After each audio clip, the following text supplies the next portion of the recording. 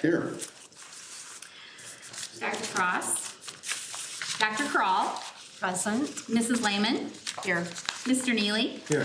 Mr. Roth. Present. And Mr. Red. Here. Please join me in the Pledge of Allegiance. Pledge allegiance to the flag of the United States of America and to the republic for which it stands, one nation, under God, indivisible, with liberty and justice for all.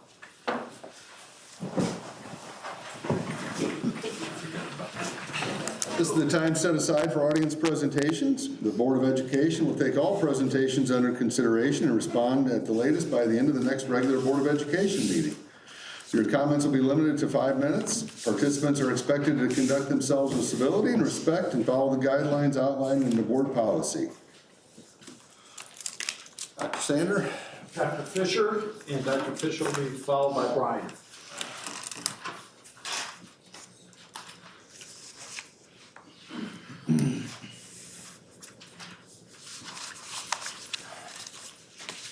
Hello again. So I wanted to start up tonight by clearing up a few misconceptions I've heard floating around. The first being that I want to be here or I have extra time to do that. Because I promise you I don't. I don't want to be here and I have a lot more important things to be doing with my time. I get no personal gain out of this except for the satisfaction of knowing I'm the voice for hundreds of people who can't come up here and safely speak for themselves without fear of retaliation. And that's not even students anymore. It's parents and small business owners and teachers and everyone else that's sending me messages. This community has already chased away so many amazing humans, amazing teachers, amazing business owners because of its oppressive bigotry. And we need to recognize the damage that Morton's status quo has done to our community and decide to change. And it has to be a culture change from the inside out. Which brings me to the second misconception, that the people coming to these meetings don't belong to the Morton community. That is a lie that you've been fed by those that are hoping to forward their own agenda. The people coming to speak at these meetings were not paid actors. They're residents of Morton. They have kids and families and friends that have been affected by that prejudiced Morton culture. And as for the part the board should be playing in that culture, it's been almost 3 months now since the Michael Saunders emails were made public.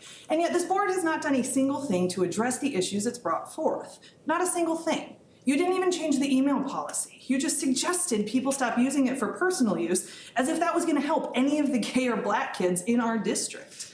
So I'm once again here to hold you accountable for the things you're not addressing, concerns that have been brought up for 3 months. At the last meeting, you basically all agreed that the current hotline reporting system does not need addressed, even though it consists of asking students to report their own boss to their boss. Would any of you do that? Would any of you email your boss and saying, I think you're a bigot and I think you're hateful and I think you need investigated? Of course you wouldn't. So we're expecting kids to do that? And then it was argued, okay, well, if the reporting system can't be trusted, tell a trusted adult. How on earth are they supposed to find an adult that's trustworthy? The culture of this district makes it impossible for the teachers who are advocates to be public about their advocacy. And I am not assuming that because of my position on this subject, the teachers are telling me that. They want to be an advocate, they want to be publicly available for these students, but they can't because of fear of retaliation or getting fired. So what possible reason could this board have for not investigating a better anonymized recording system to protect its students? What possible negative outcomes do you see in having a recording of all the instances of bullying and bigotry in our school? Oh, but that's the problem, isn't it? Because if we have a recording of it, then we might actually have to address it. So instead, we're just burying our heads in the sand and pretending like it's not happening. So second, why haven't we hired an outside counsel to evaluate how the district can be more inclusive? Probably the same reason as number one. If we have it on record, we actually would have to address it. So last, why aren't we hiring a more diverse staff and providing current staff with the training that has been proven to decrease suicidality in LGBTQ plus teenagers? 38% of LGBTQ students will have attempted suicide in the past year. 38%. Most of them cite the unsupportive school and home environments they have to live in as the main driving factor. If any of your children had a 38% chance of trying to commit suicide in the next year, would you do nothing? Those are at home. Would you sit by knowing your children could be that statistic? So why aren't we helping the children that are that statistic? I'm really struggling to understand why we can't seem to align our goals on this one. So please explain to me what it's going to take to convince you that kids not wanting to kill themselves is a cause worth fighting for. Because so far science, statistics, medical experts, testimonials from students in your own district don't seem to make you want to address it. Is it going to take a dead kid? Is that what's finally going to make us stand up and take action? Because let's be real, there's only two sides to this argument. My side says, hey, the current way of doing things makes gay, trans, and black kids suicidal and we should probably change it. And the other side seems to say, nah, we don't care. Speaking of doing something about it, to make sure no one forgets next election just how little you did to address these public concerns, if you go ahead and search Ashley Fisher for Morton School Board, you'll find copies not only of my speeches, those recommendations, but also all of your email replies. I'll also be reporting, or the video recording from last meeting, where one of you two were mocking speakers within range of a camera microphone. 30 seconds. And for those at home who want to show their support and want this district to change and be an inviting, safe home to all children, no matter their color, sexuality, or gender, there will be petitions posted that you can anonymously sign to show the school board they are currently not representing all their constituents. Because if you insist on continuing to put your heads in the sand while innocent children are suffering, you can be darn sure this community is not going to tolerate that, and I will not tolerate that. History is giving you an opportunity here to do the right thing. The question is, are you going to take it?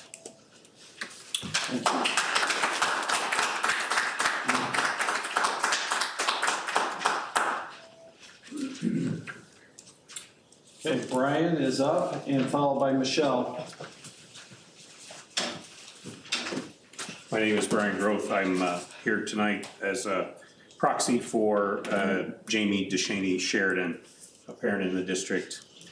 Good evening. My name is Jamie DeShaney Sheridan. I'm a parent with children in the school district, some that have graduated, some that are currently enrolled. I have attended, meaning Jamie has attended Morton schools from kindergarten through senior year. I own and pay taxes on 2 properties in Morton for the past 26 years. I work with children and families, the last 10 being in foster care administration. I'm a trauma-informed trainer for all levels, from line staff up to administration. I write policies, procedures, trainings to implement the best practices for those vulnerable populations, including LGBTQ+ youth.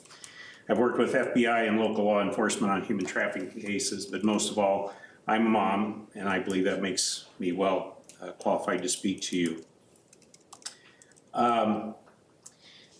A highly unethical state law and federal civil rights violation occurred last month to a child and stopped me in my tracks. So tonight I would like to address the bullying happening in Morton 709. If you want to deal with the bullying problem in Morton, as someone who works in social services, I suggest a top-down approach. I've testified in courts close to 100 times, so I don't speak on something unless I can back it up with, as the kids say, the receipts. So let's evaluate the situation. The problem is you.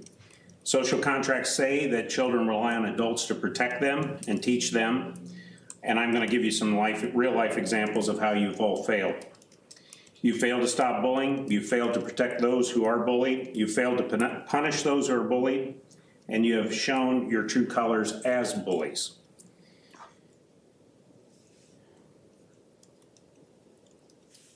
What kind of leadership in the school district can we expect to deal with such a significant issue when you yourselves take part in it daily?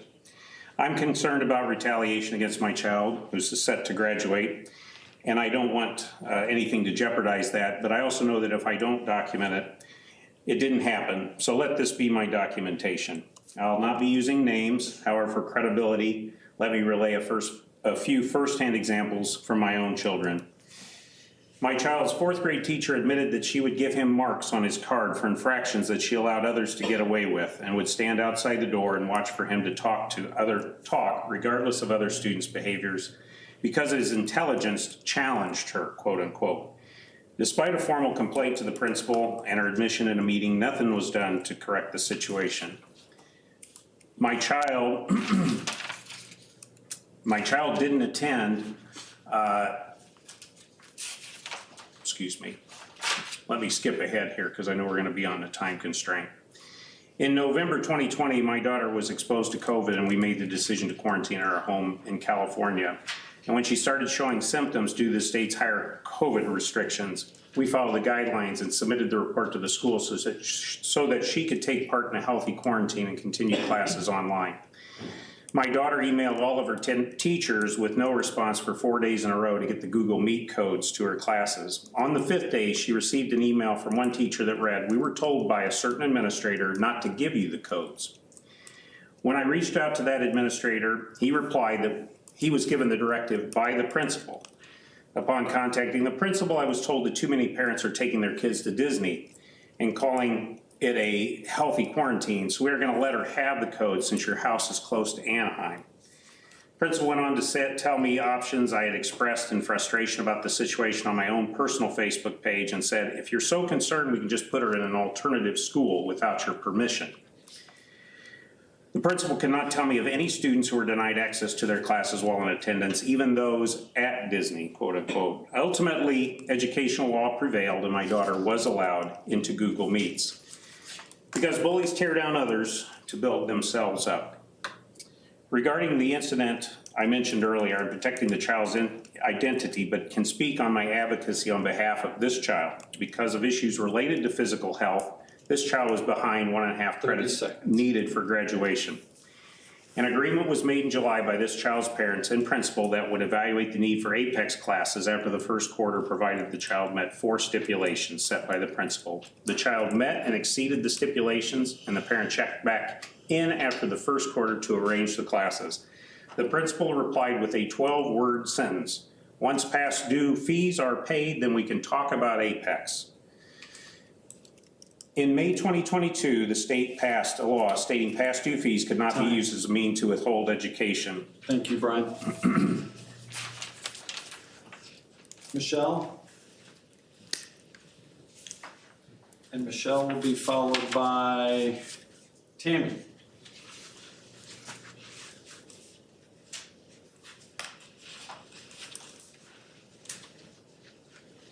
The principal was in direct violation of the state law in one email. The principal did not at any point reference the previous 4 bullet points, but instead the principal resorted to bribery. When a complaint was made that the school was violating the child's right to a free and appropriate public education, Dr. Smock replied that the principal had the authority to decide on APEX classes and initially ignored the fact that the principal had demanded pay for even having a conversation. This constituted a violation of federal civil rights with no remorse. It wasn't until I pointed out state legislation that Dr. Smock admitted the district had no policy regarding the state law, but that they would now follow it, and until a U.S. Department of Education investigation was mentioned that the child's educational rights were acknowledged. Let's talk about how bullies allow bullying. My stepson, who is biracial, was told by another student that he wanted to F your dead mom, just 1 month after my child's biological mother passed away unexpectedly. The offender was questioned and denied it. My son was not questioned any further than his original report. I found out who the boy was, reached out to his parents, who in turn called the school and made their son admit what he had done. Because my son gave me specifics the boy couldn't deny, the boy went to the school and admitted everything, including using racial slurs. The school couldn't be bothered to protect my son, so I had to do the work for them, because boys protect other boys. My daughter had been questioned about the incident and was left feeling the way many victims feel, as though she wasn't believed. When I finally reached out to the principal, I was told that my report was detailed enough that I didn't need to talk to my daughter, and the issue was resolved. Why did it take me calling them over a month later to find this out? In addition, I was told by a former school employee that the offender is a repeat offender and has never received consequences for his actions, because bullies protect other bullies. Now I'd like to share a few firsthand examples from FOIA requests. District staff, some who are still employed and others who are not. A FOIA request was submitted for end-of-year reviews with teachers at the high school. One statement was repeated consistently, being that policies are not upheld consistently. I think several of my examples support this. Another FOIA request revealed emails between Dr. Smock, Dr. Sander, and Mr. Saunders, where they mock of the citizen in emails entitled "The Pot Calling the Kettle Black," saying these things like, "This is rich and how ironic." Is this the kind of people we consider professionals, or we consider bullies? In the last school board meeting, someone associated with the school district administration uttered theatrics on a live mic regarding speakers who speak out about injustices in the school district. If this is how you behave in a recorded school board meeting, how can we expect equal and fair treatment? Bullies use their position to abuse power. Another FOIA request revealed that Dr. Kroll and her co-leader asked Mr. Saunders to use district resources, taxpayer-funded resources, to print out moms and prayer flyers to put on their table and send home in backpacks. Mr. Saunders gladly replied he would. Using position on school board to support the use of school spaces and taxpayer funds to promote religious organization activities, which I would point out the religious organization has rules against. What happens when the top of the chain is the biggest offender of all? Bullies at the top create bullies and support bullies. I'd like to talk about how bullying and abuse of power in staffing situations. Former staff report that their marital status was held over their heads to keep their positions. Divorce is frowned upon in the district. One former staff member said they waited until the school year was over and they had resigned their current position to file for divorce because they feared they would lose their job, as they had seen others if they filed for divorce during the school year. One former teacher was told to either return to his ex-wife or quit. When he refused, he was let go, and his contract paid out to avoid a lawsuit. A vague statement was made by a board member to the media that led to this teacher being blacklisted locally.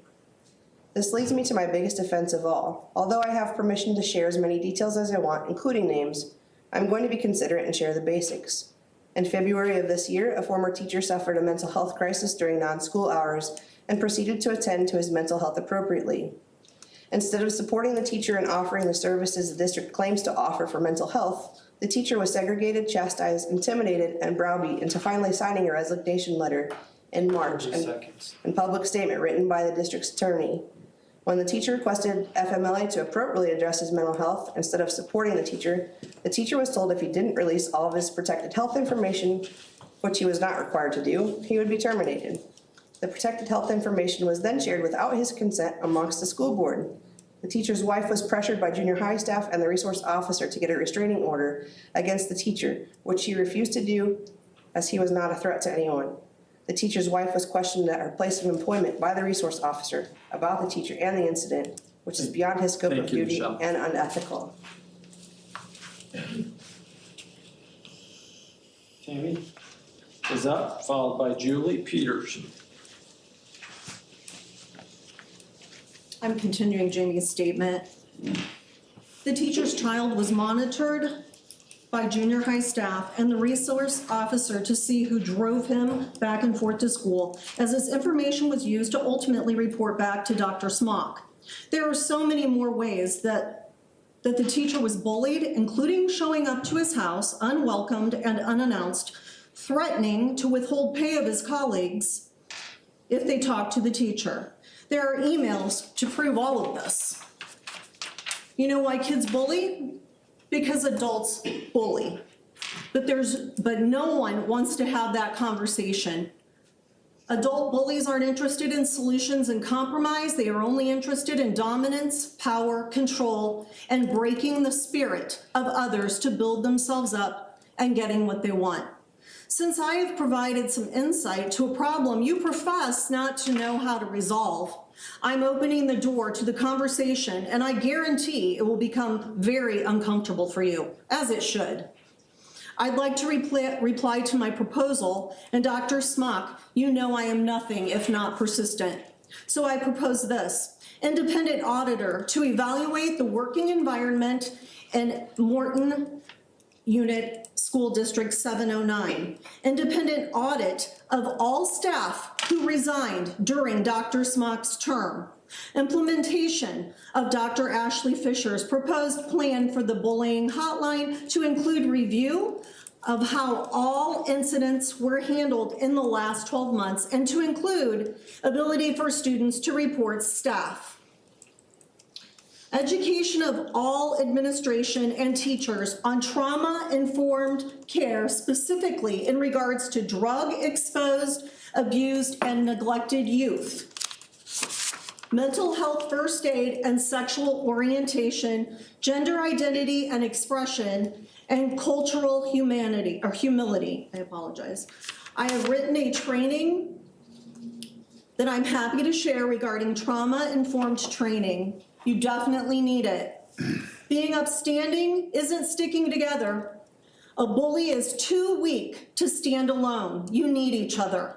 So I ask you, are you weak or are you strong? Do you condemn the actions of the bully or do you support them? I also call for the resignation of Dr. Smock, Mr. Saunders, and Dr. Krall, and any of you I might have struck a chord with. Either stand up against the bullies or be one of them. And this is separate, this is me just saying, I am so disturbed by you, Dr. Krall, and you can't even look up as you write down at your paper. You are the biggest bully here. To believe that trans youth don't have a right to go to the restroom and make that your issue is disgusting. Disgusting, resign now.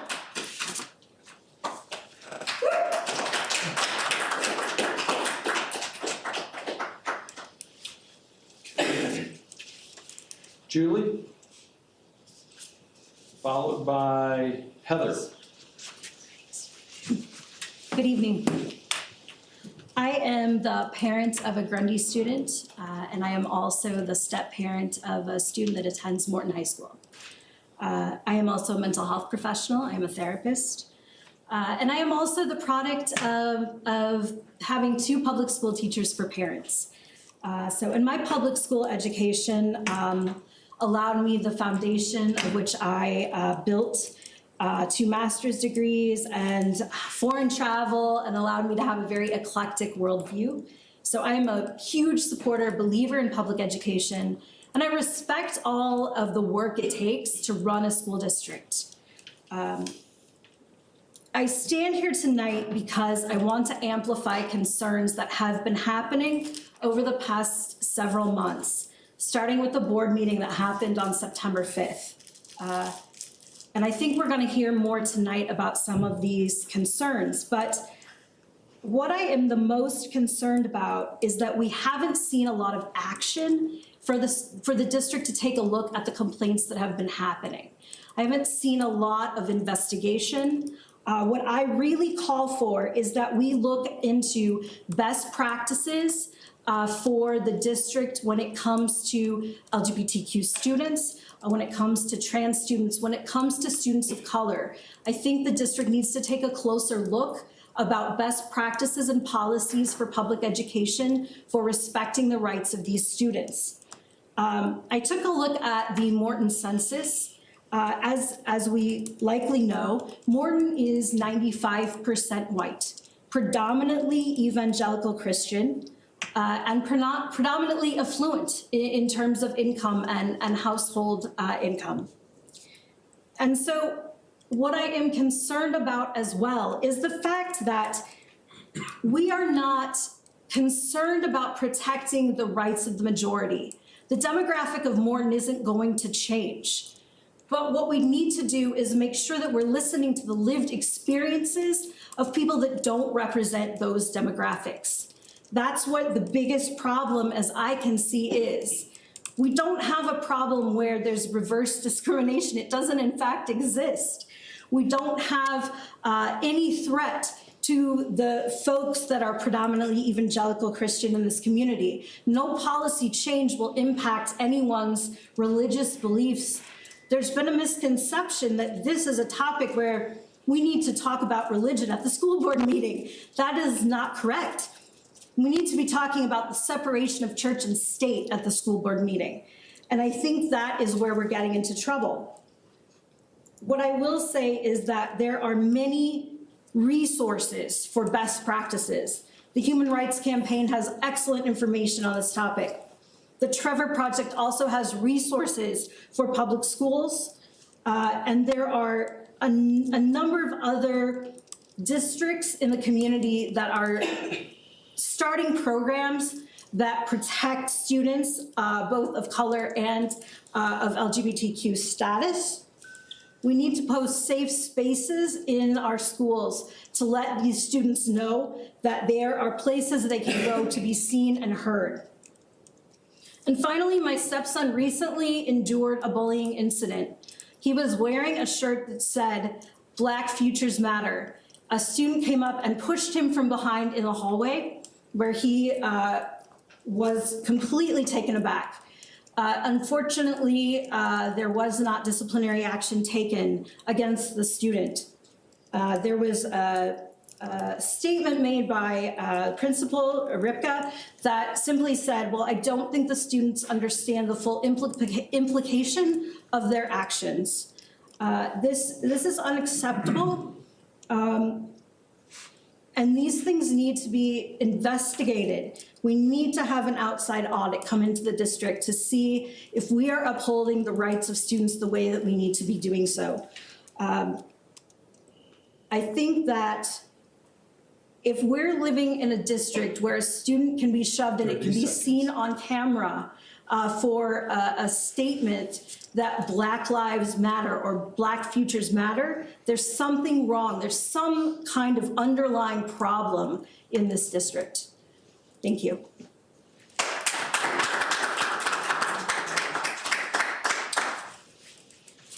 Heather, and then Amy and Michelle will be on next. My name is Heather McMeekin. I'm the co-president of Peoria, Illinois Now. And we have members who live in this district. And I don't need anyone's permission to speak up and stand with them and for their children. For several months now, we've been bringing you awareness of egregious rights violations for which what you should have done was to receive those complaints, at least pretend to show concern, and then show some response. That has not happened. Now, at the last school board meeting, a man named Nathan Fay got up and committed a crime against me, a crime called slander. A lot of the things that he said, you will find out eventually, were not true. But also, he professes to be a Christian. Last I checked, passing false witness, bearing false witness against somebody was a violation of the 10 Commandments. Wow, what an impressive Christian he is. But more importantly, it shows that you all will work together and try to intimidate and silence people. You will allow engagement in character assassination. And then the conversation some of you had about me, I can't wait till you find out that that was actually a crime you committed against me called libel. Yeah, I was wrongfully terminated from Western. 2 of the people who did it were defendants in a lawsuit against them for the wrongful termination of a woman I helped file complaints to the police about for her boss on my floor threatening to kill her twice. I'm damn proud of that work. I am proud of standing up for my Black students and my gay students and my women students at WIU, and I was retaliated on for that. But that's okay. I'm going to set that aside because this isn't about me, but it shows your tendency as a board to take retaliatory action, which is a crime in the state of Illinois. And you are going to learn to do better by your students because you cannot continue this way. We notice all the wonderful flowery things people are saying about the people we have called to step down or be removed. And that's a tactic of authoritarianism, and that's when bullies kind of decide to all get together and validate the person they're so sure has done nothing wrong without even doing an investigation first. That's called a Title IX violation. You should have asked what people know and given them a chance to present evidence before calling them all liars. Yes. And you keep bringing up more and more people to validate what a great guy he is, and I'm sure we'll soon see a whole plethora of awards around the community for Michael Saunders and perhaps for you. I read some of your emails about the trans community. You as an MD, me as a former paramedic, and I hold my master's in community health ed. You should be ashamed, ma'am. I cannot believe the level of ignorance with which you operate as an administrator at this school. You're not the worst problem, but you certainly are one that especially picks at people like me who fight for the rights of women to be able to speak and serve, and then you use those rights to stab other women and girls and children in the back. Yes. What is up with that? Now, there's rights violations going on that you all are just not going to deal with, so I'm going to tell parents who are dealing with these, One of the tactics they've been using is to just want to have a conversation. Don't fall for that. Put all your complaints in writing, demand a written response. Put all complaints about rights violations also to the Illinois State Board of Ed. If there are IEP problems, then you can go to the Illinois Department of Human Rights. You can call the hotline for the Illinois AG Civil Rights Hotline. And for the egregious complaints against black students, well, we saw you, I saw you trumpeting all the test scores and everything in your predominantly white school that's richly affluent because you don't allow very many children who have IEPs or children who are from broken families, from challenging, traumatic backgrounds to have any chance of excelling here. And you allow your people to engage in a pattern of conduct that deprives them of social emotional learning, that traumatizes them for life, that violates their rights and allows them to be targeted for gender and race. 30 seconds. Any parents who have concerns that their children have suffered these things, it is not too late to put in your complaints, but do it in writing. Never accept calls from the principal or your superintendent because we know they lie to people's faces. They've certainly lied about us and to us. From here on out, I hope you are all held accountable because your school is traumatizing for the marginalized students. They deserve better from all of you. The feds need to come in and restructure the school and investigate how you all have been operating as its administrators. Yes, Heather. Yes. Amy and Michelle. And then we'll be followed by Dan.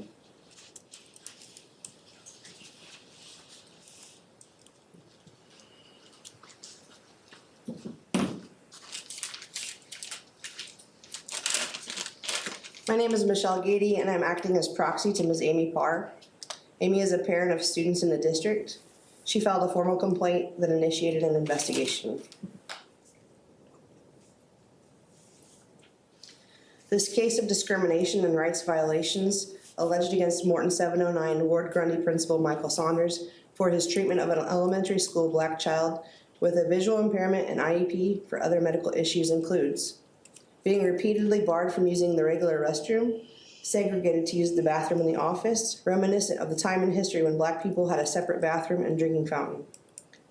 Segregated elementary school black child with a visual impairment and IEP for other medical issues, locker from their classmates, and require the child place their belongings in Ms. Williams' room, completely barred from having a locker like or with the other kids, and depriving them of social emotional interactions. Was segregating from engaging with peers during the school day, at school events, and before and after school. Was walked out of the school each day before the normal dismissal time, segregating the child from peers and depriving them of normal friendship, emotional support, and resiliency. Repeatedly deprived of their rights to PE, segregated to isolation in the office, giving no physical education, depriving them the means to regulate emotions via physical activity. Segregated from fun days at the end of the year, the school carnival, field trips, and celebrations. Deprived of the academic support to do the work, then punished for being unable to complete it independently. Academically punished for not standing for the Pledge of Allegiance. Directed by Saunders not to wear any more pride shirts with Love Wins on the shirt so they won't offend those who are anti-LGBTQ. Thereby normalizing LGBTQ+ othering and bigotry, and sending a message that allyship with other marginalized students is unwelcome in the school. Repeatedly had their IEP ignored or violated. My child's biological dad was murdered June of 2021. During and after the murder, funeral, grieving period, and trial, my child deserved reasonable accommodations and support, but instead their coping mechanism, laying their head on their desk, was repeatedly punished or portrayed as laziness or disrespect. During the 2022-2023 school year, Mrs. Friedrich often sent my elementary school black child with a visual impairment and IEP and other medical issues into isolation, deprivation into the hall or office or Sarah Williams' class, simply for putting their head down. Mrs. Friedrich would send them to Principal Monica Saunders' office or to the resource room to study independently without support. These teachers and this principal repeatedly refused to provide my suffering, grieving, traumatized, lonely child compassion, services, resources, and support, much less basic human kindness. Mr. Saunders clearly didn't want my black child at Grundy, targeting and subjecting them to traumatizing, isolated, segregated, unequal school and academic environments, depriving them of their rights, teaching them that they are unwanted, incapable, dehumanizing, untrustworthy, unwanted, as he was kept pushing us to push them out of that school. Mr. Saunders texted me frequently, even as I was fighting cancer and an infection that almost killed me, asking or suggesting that my black disabled child be kept at home rather than the school upholding their rights and providing an appropriate, supportive, safe learning environment. I support the calls for Principal Saunders to step down or be removed, for the school and superintendent to be investigated, and I want other parents whose children are being subjected to similar racism, ableism, segregation, isolation, and abuses of authority to know they are not alone. I encourage all to submit written complaints, and I hope the U.S. Department of Education Office of Civil Rights will investigate the Morton 709 school district leadership, policies, procedures, pedagogy, and practices to save other children from the cruelty and abuse my beloved, traumatized black child has suffered.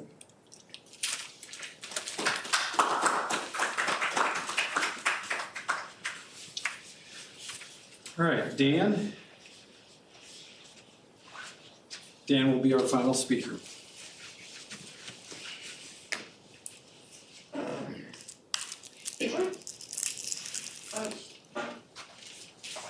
Thank you, school board, for the time today. I want to first state that I completely am against bullying that's going on, and anybody who's being bullied should be stopped. But the calls are not against Diane, Michael, or Craig that people are really mad at. People are mad at Jesus. They can't get Jesus, so they will get anybody they can that loves him. In John 15:18-21, if the world hates you, keep in mind that it hated me first. If you belong to the world, it would love you as its own. As it is, you do not belong to the world, but I have chosen you out of the world. That is why the world hates you. Remember what I told you, a servant is not greater than his master. If they persecuted me, they will persecute you also. If they obeyed me, my teaching, they would obey yours also. They will treat you this way because of my name, for they do not know the one who sent me. Blessed are you when people hate you, and when they exclude you and revile you, and spurn your name as evil on account of the Son of Man. It makes no sense that these people are after Michael, because he doesn't even talk to the people about Jesus at school. It's funny because it's illegal to fire Michael because he's a Christian. Religion is a protected class stated in the Title VII of the Civil Rights Act of 1964. Firing him would have grounds for a real lawsuit. But even if they can't get rid of the Christian leaders, if they get rid of all the Christian leaders and teachers in the schools, they can't get Jesus out of the schools. Jesus is everywhere, and Jesus loves all the kids in the schools. He will reveal himself to them through nature, other students, and any way he wants to, but you can't get rid of Jesus.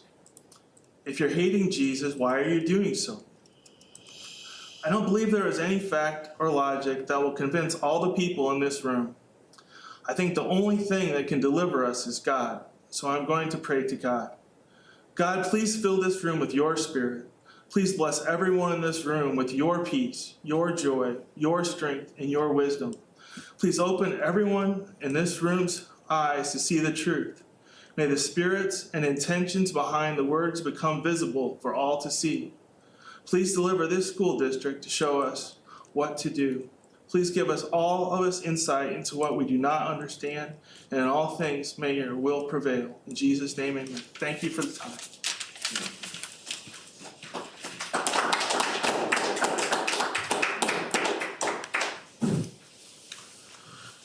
Thank you for that.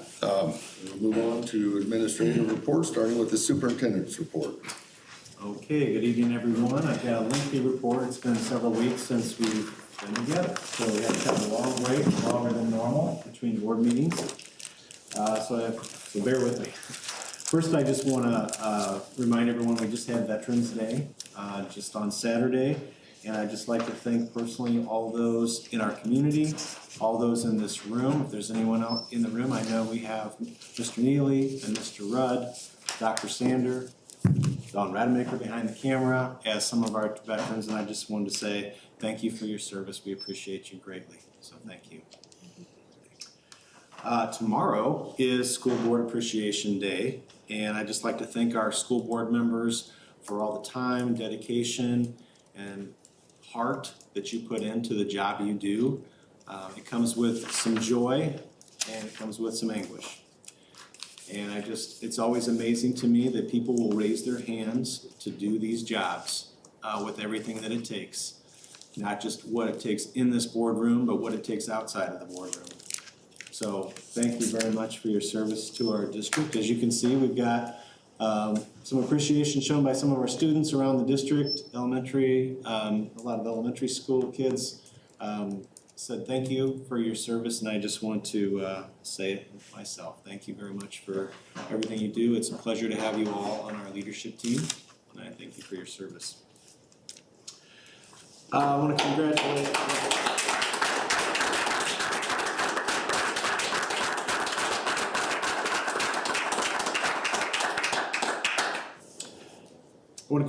our Morton High School volleyball team for an outstanding performance at state over the weekend.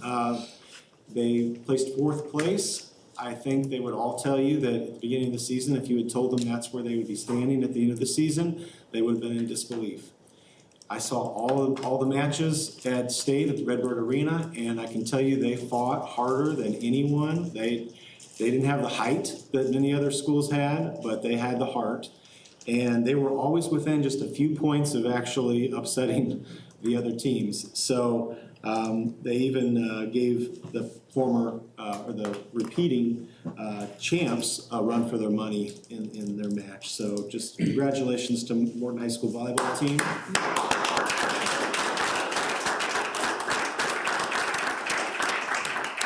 We'll get to meet them at the first December meeting, so we'll have them come in. We'll congratulate them personally for that, along with Morton High School Marching Band. They also competed in a pretty big competition, Grad Nationals in Indianapolis this past weekend. They finished 2nd in their class at Grand Nationals, which is a huge deal. It's much larger and much more competitive than even just what we compete with in Illinois. They placed 18th out of 92 schools across various classes there. That's the highest placement that our marching band has ever met. And they received the highest score that they've ever received in Grand Nationals at that competition. And the directors would tell you, historically, this is the best season that our band has ever had in its history. And so we'll get to congratulate the leadership, the student leaders in the band, also in the same meeting in December. But I just want to publicly congratulate the students, our co-directors, Katrina Fitzpatrick and Craig Hatter. Plus, there's a whole other team of leaders that are backing them up as well. So just congratulations to our marching band.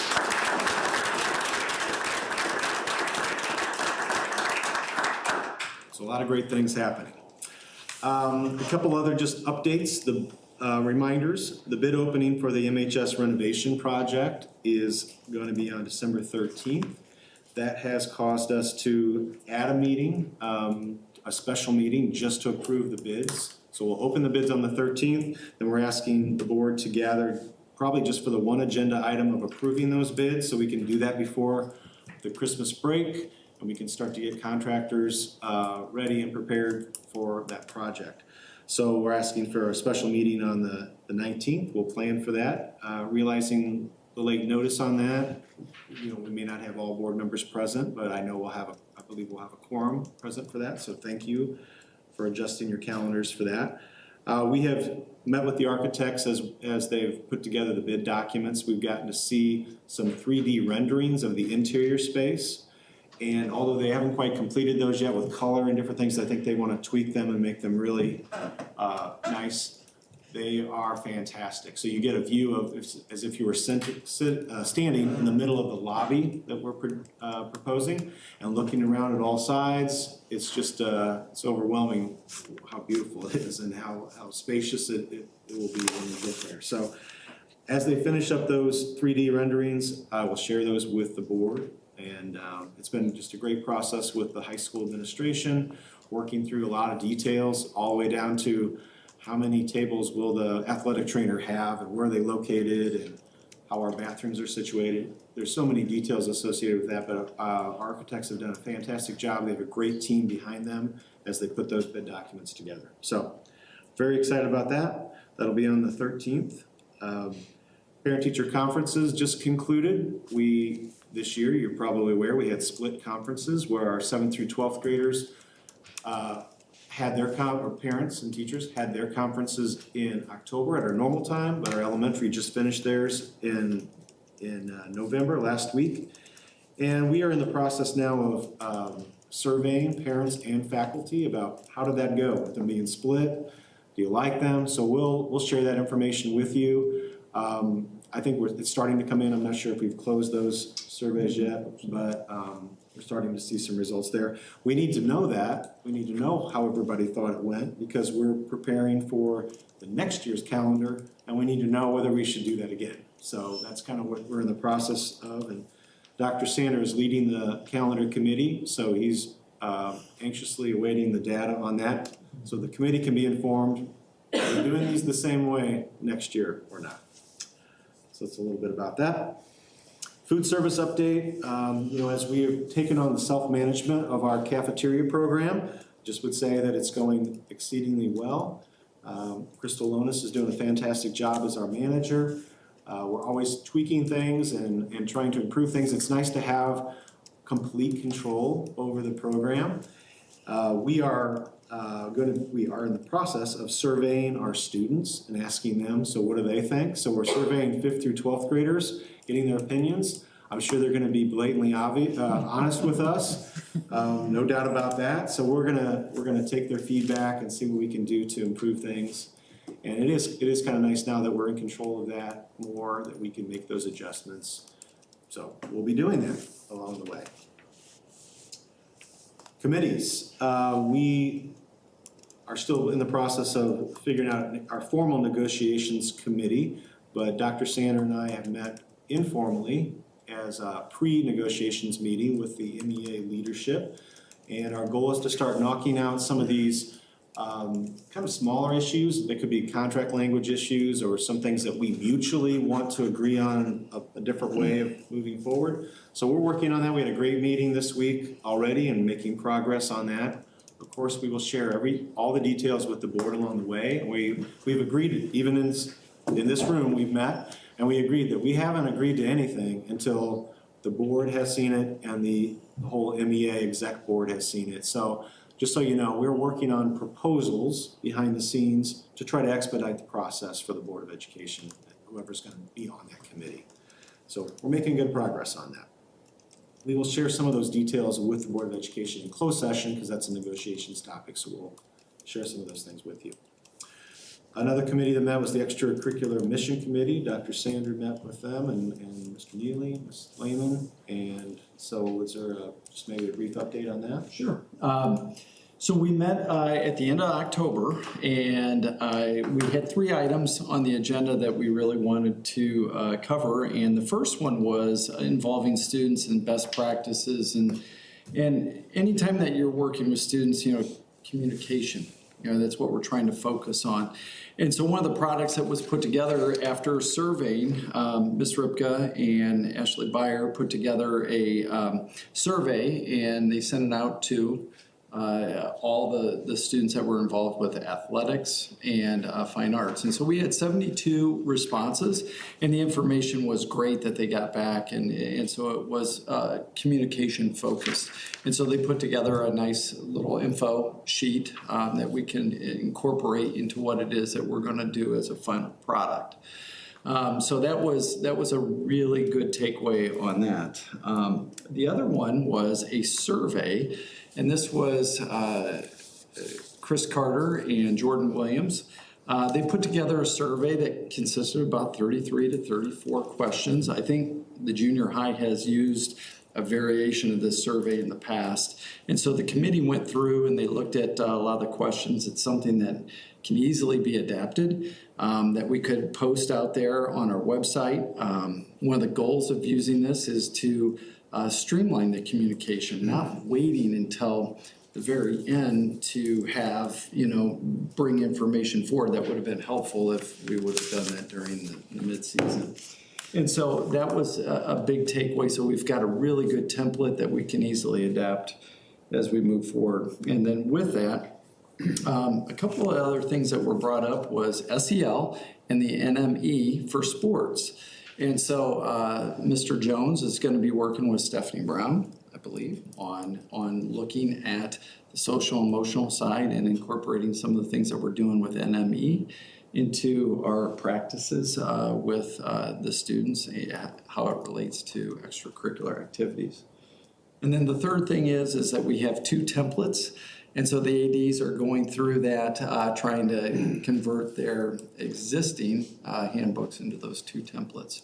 So we hope to have a meeting coming up here soon. I haven't set a date on that, but once we get both the handbooks pretty much in draft form, then we can revisit that and see about how we can display things like the survey and all the best practices for students. Ms. Lehman, Mr. Neely, do you have? That's a good review.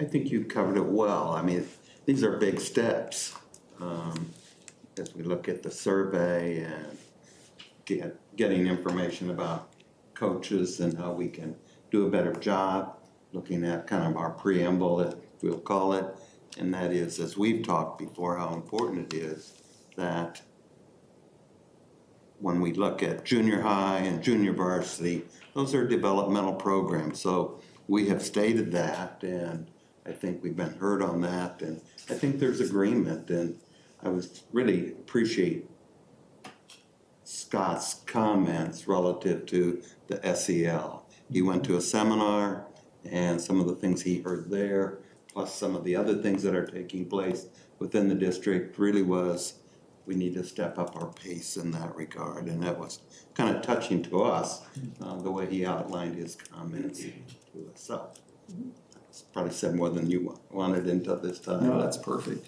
It really mirrors what we're doing on the academic side of the house, so it's really blending both sides. All right, thank you for that update. Got one more item to talk about before we get to the Illinois School Report Card presentation from Dr. Teeter. I just want to recognize Principal Ripka. Deidre Ripka was just recently announced to be the high school principal of the year for the Central Illinois Valley of the Illinois Principals Association. That's a 4-county area. And I just want to congratulate her. She's not here with us tonight because she's at the Game Ball Run dinner. So I'll re-announce this when she comes to the next meeting, probably in December.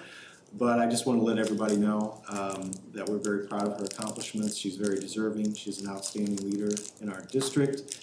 And just want to congratulate her publicly before it gets out from other means. So I want to let you know first. This award will make her eligible to be the Principal of the Year for the entire state. So there's a process associated with that. But I just wanted to let you know that she's been announced for our region. So congratulations to her.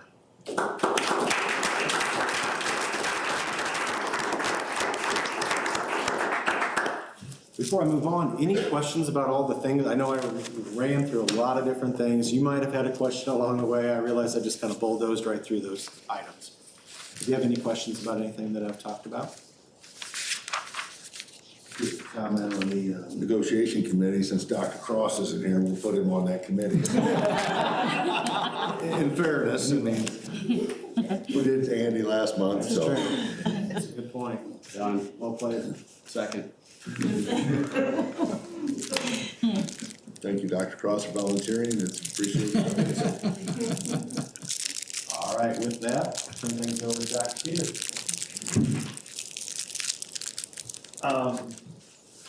First off, before I start on the Illinois School Report Card, I too want to thank the board for your service. Colleague and I, who came the same year, were talking about how much, today we were talking about how much things have changed in the last 30 years, I guess it's been. So, and Tom's got a head start on me, but It's just amazing when you've been here that long to see such change, and you know, it truly is because the board has always been insistent on a growth mindset. And so I may not always look super thrilled when someone says, well, what are we gonna do to improve, or how are we gonna improve, but it really has paid off, and I can attest to that for 30 years, and that's in large part to not only this group of board members, but also the other board members for the past 30 years, so thank you for your service. With that, the Illinois School Report Card. Tonight, I want to focus on some comparisons to the state of Illinois.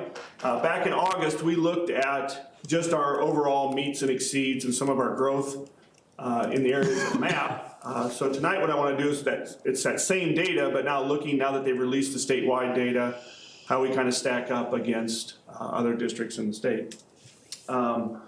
So one of the things that is part of the public eye is the summative designations. And as you know, we have 2 exemplary schools, Lincoln and Grundy. We have one that is like 1.5 points away, the high school, and then the other 3 are commendable schools, which are all exceptional schools. Here's how those designations are calculated. You can see in the top half for elementary and middle schools, 75% of the total indicators are academic, and 25% are based on quality and student success indicators. And if you dig in a little deeper, you can see the big factors are growth in both English and math. That makes up 50% of the elementary and junior high summative designation. And if you drop down, the chronic absenteeism makes up for another 20%. So 70% of our total designation is based on our growth and our levels of chronic absenteeism at the elementary and junior high. Proficiency in ELA and proficiency in math and proficiency in science are much smaller percents. That only accounts for a total of 20%. Then there's some other small percentages as well. At the high school, they use different, even though it's divided up 75-25, they use different metrics in there. And you can see at the high school, the biggest metric is the graduation rate, which counts for 50% of their designation. Their proficiencies in terms of ELA, math, and science also adds up to about 20% between the 3 of them. And the chronic absenteeism accounts for 10%. And so between graduation rate and chronic absenteeism, that's about 60% of the total score. And then there's some other very minor ones as well. I will point out, because our English learning progress to proficiency group of students is so small, we don't get measured in that. And so that 5% gets redistributed across other areas. And I'll kind of show you that as we go through this. So if you're wondering why, I thought he said 7.5%, but it's like 8.6%. That's because that bit got redistributed amongst others. So anyway, that's how the designations are balanced. A short history lesson. The whole goal of this new designation system was to look at a school in a larger perspective than just do kids meet and exceed. And so you can see growth in there, you can see attainment in there, you can see attendance in there, climate survey in there. So there's a bunch of other things to give you a broader picture. The actual process for calculating this is, the first step is you get the raw data, that's the performance data. It then gets converted on a scale of 100 to 0 to an indicator score, and then that indicator score gets weighted by those percentages that I was just showing you. So, 100 in the academic proficiency for ELA then gets dropped down to, if you get all the biggest score you can in that, then it drops down to 7.5 points, or in our case, it's like I said, closer to 8.6 because of the way it gets divided up. Then they add all those index scores up, and that becomes your summative designation. And then, of course, the final designation, like I said, all of our schools are exemplary and commendable, and the difference between those 2 levels is exemplary is in the top 10% of all the schools in the district, and commendable is not. But otherwise, the other criteria, having no subgroups under 5%, or I'm sorry, having no low-performing subgroups, or having if you're a high school, having a graduation rate of greater than 67% is the same for both exemplary and commendable. So the only difference, again, between our exemplary schools and our commendable schools is the exemplary ones did their total score was in the top 10% of the state. So just kind of a FYI. So a really cool new graphic on the Illinois School Report Card. This thing is awesome. If you haven't hit this thing, I wish Dr. Cross was here because I know he loves the scattergram. I don't know if this competes with the scattergram, but this is right up there. If you go into, and this is not on the district page, you have to go into each school page individually. These are the high school graphs. If you go into the school page, you'll see one of these two. It's under accountability and then I think summative designation. You'll get this picture. The picture on the left shows all the areas that make up these summative designation, and the box sizes replicate how much of a factor they are. So you can see graduation, the big one, right? That big purple box in the center. That's the biggest part of their designation, and then the smaller ones represent obviously smaller percentages. And then it shows you the points for each. And so you can see, I guess I was mistaken, it's not 8.6, it's 8.04% is what that actually is. Instead of 7.5% for ELA proficiency, it's 8.04. And you can see at the high school, they got all their points for ELA proficiency, they got all their points for math proficiency, they got all their points for the graduation rate. You cannot get any better in any of those three areas. And they got all their points for the science proficiency. Those are the biggest score you can get. As a matter of fact, all of our buildings, every building got the highest score you can get in ELA proficiency, got the highest score you can get in math proficiency, and got the highest score you can get in science proficiency. Every one of our buildings did.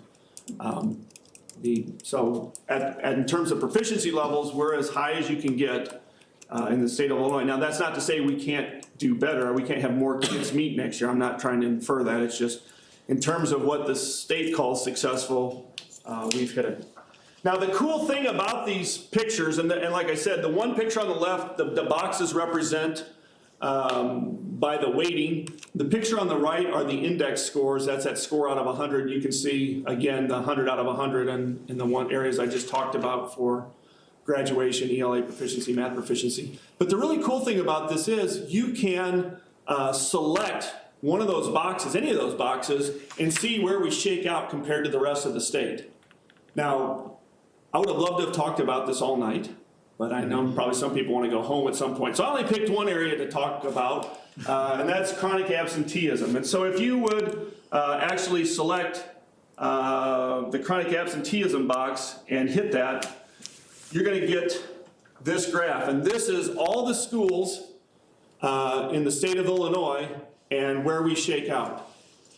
And you can see that for Morton High School, that's where we fall. And those ranges represent the index scores, and we fall right to the, towards the upper end of that spectrum.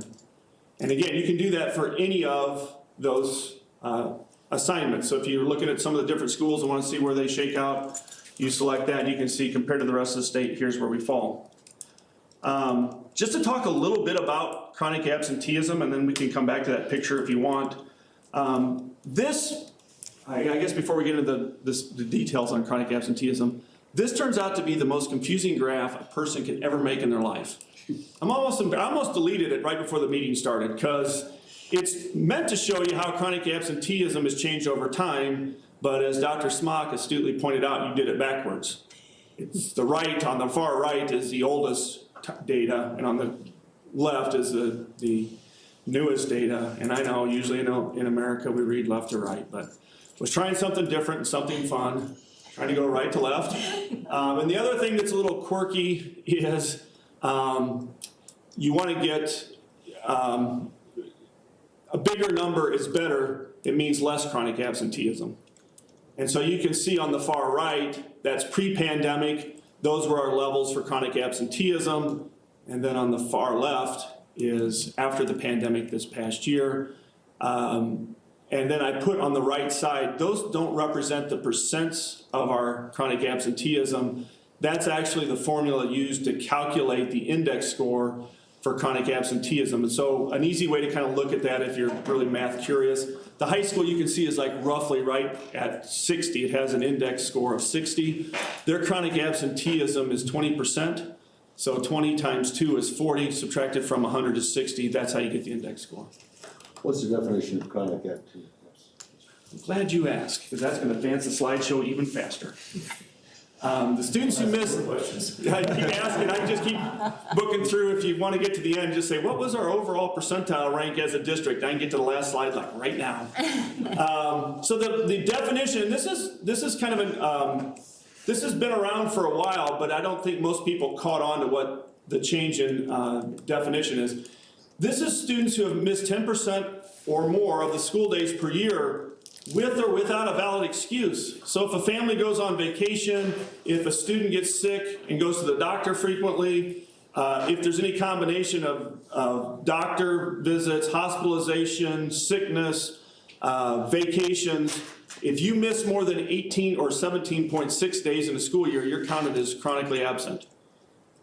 So chronic absenteeism isn't like the truancy we grew up with, where if you didn't show up to school and didn't have a valid excuse, you were considered truant.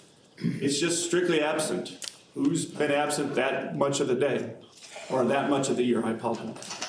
And so that's the definition.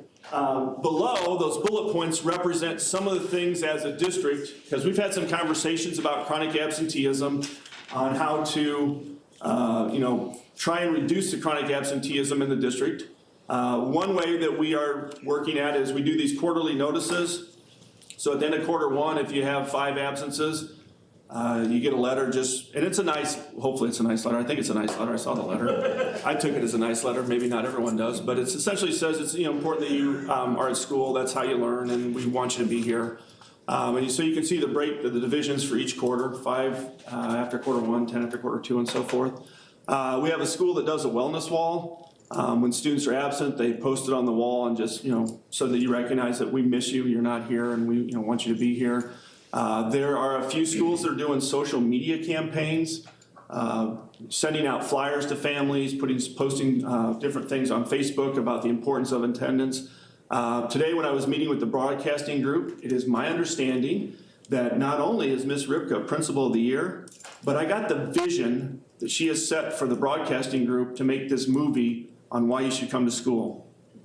And if it works out like the broadcasting folks talked about today, that's gonna be awesome. She might be up, Steven Spielberg-ish. We might not have her as a principal anymore. But anyway, and then of course the last thing, which has always gone on, is home visits. Just a chance to talk with parents one-on-one, and just the importance of being in school. So that's chronic absenteeism. The other one of these I wanted to show you, and remember, you get to this picture by that schoolhouse graphic, pushing on any of the things. If you're on the high school page and you press the overall score, it shows you where Morton High School stacks up with all the rest of the schools in Illinois. And that vertical black line is the 10% cutoff. And you can see Morton High School is just a smidge to the left. Now, one of the things that I did because this is a cool graphic, you can't help but do stuff with this. One of the things I did is I sent an email to each of the principals and just shared, based on where your school fell, if you wanted to be moved to exemplary in the future, here's some areas that would help move the needle on the summative designation. Not that the summative designation is the end-all be-all, but certainly it is, here's some ways you can move to your needle further to the right and get closer to exemplary. Interestingly, I believe at the high school they had a 67% return rate, 69% return rate on the 5 Essential survey. I think they only needed about another 2 or 3% more, and they would have had enough points to be exemplary. So when you get that email from the school saying, hey, can you fill out the 5 Essentials, apparently it's a big deal. So. And there's a couple other, small changes that would have got them over the hump. So anyway, I'm only showing you the high schools because, like I said, they were super close. And at one point in the preliminary data, they were actually listed as exemplary until the state recalculated stuff. So. On the 5 Essential, I'm trying to see if this will go ahead again. On the survey. Now you're dragging us down, Tim, but ask away. On the survey, it's just based on not the results of the survey, Correct. Just number of surveys. Yeah, and that's so you can have 100% bad surveys and correct. Still get a better score. Right, or 50% great would be less. Yes. Perfect. Yeah. So The scatter plots I show each year. This first one is and I'll spend a little bit of time explaining the first one, then we'll zip through the next few. This is IAR, ELA scatter plot. The x-axis is the per pupil instructional expenditure in dollars. So you can see left to right is what the per pupil expenditure is. And the up and down is the percent meeting or exceeding. So this would be our 3rd through 8th grade students. The red triangle represents Morton. Any dots above us are schools that scored better than we did. And all those dots below us are the schools that didn't score as well as us. And then if you're on the live site, you can hover on some of those dots, or you can hover on any of those dots and see which schools, like for example, there's that dot in the upper left that spends less money and has great results. And if you're really curious who that is, you can hover on that dot and it'll tell you who it is.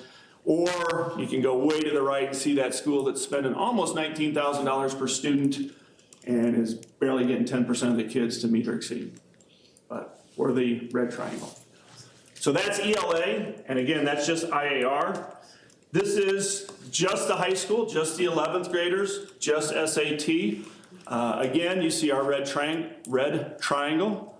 Not many dots above us, which is outstanding in just ELA. This is IAR. Again, our red triangle. There's a few dots above us, but not many. And the last of the scatter plots, this is the SAT in math for just the high school.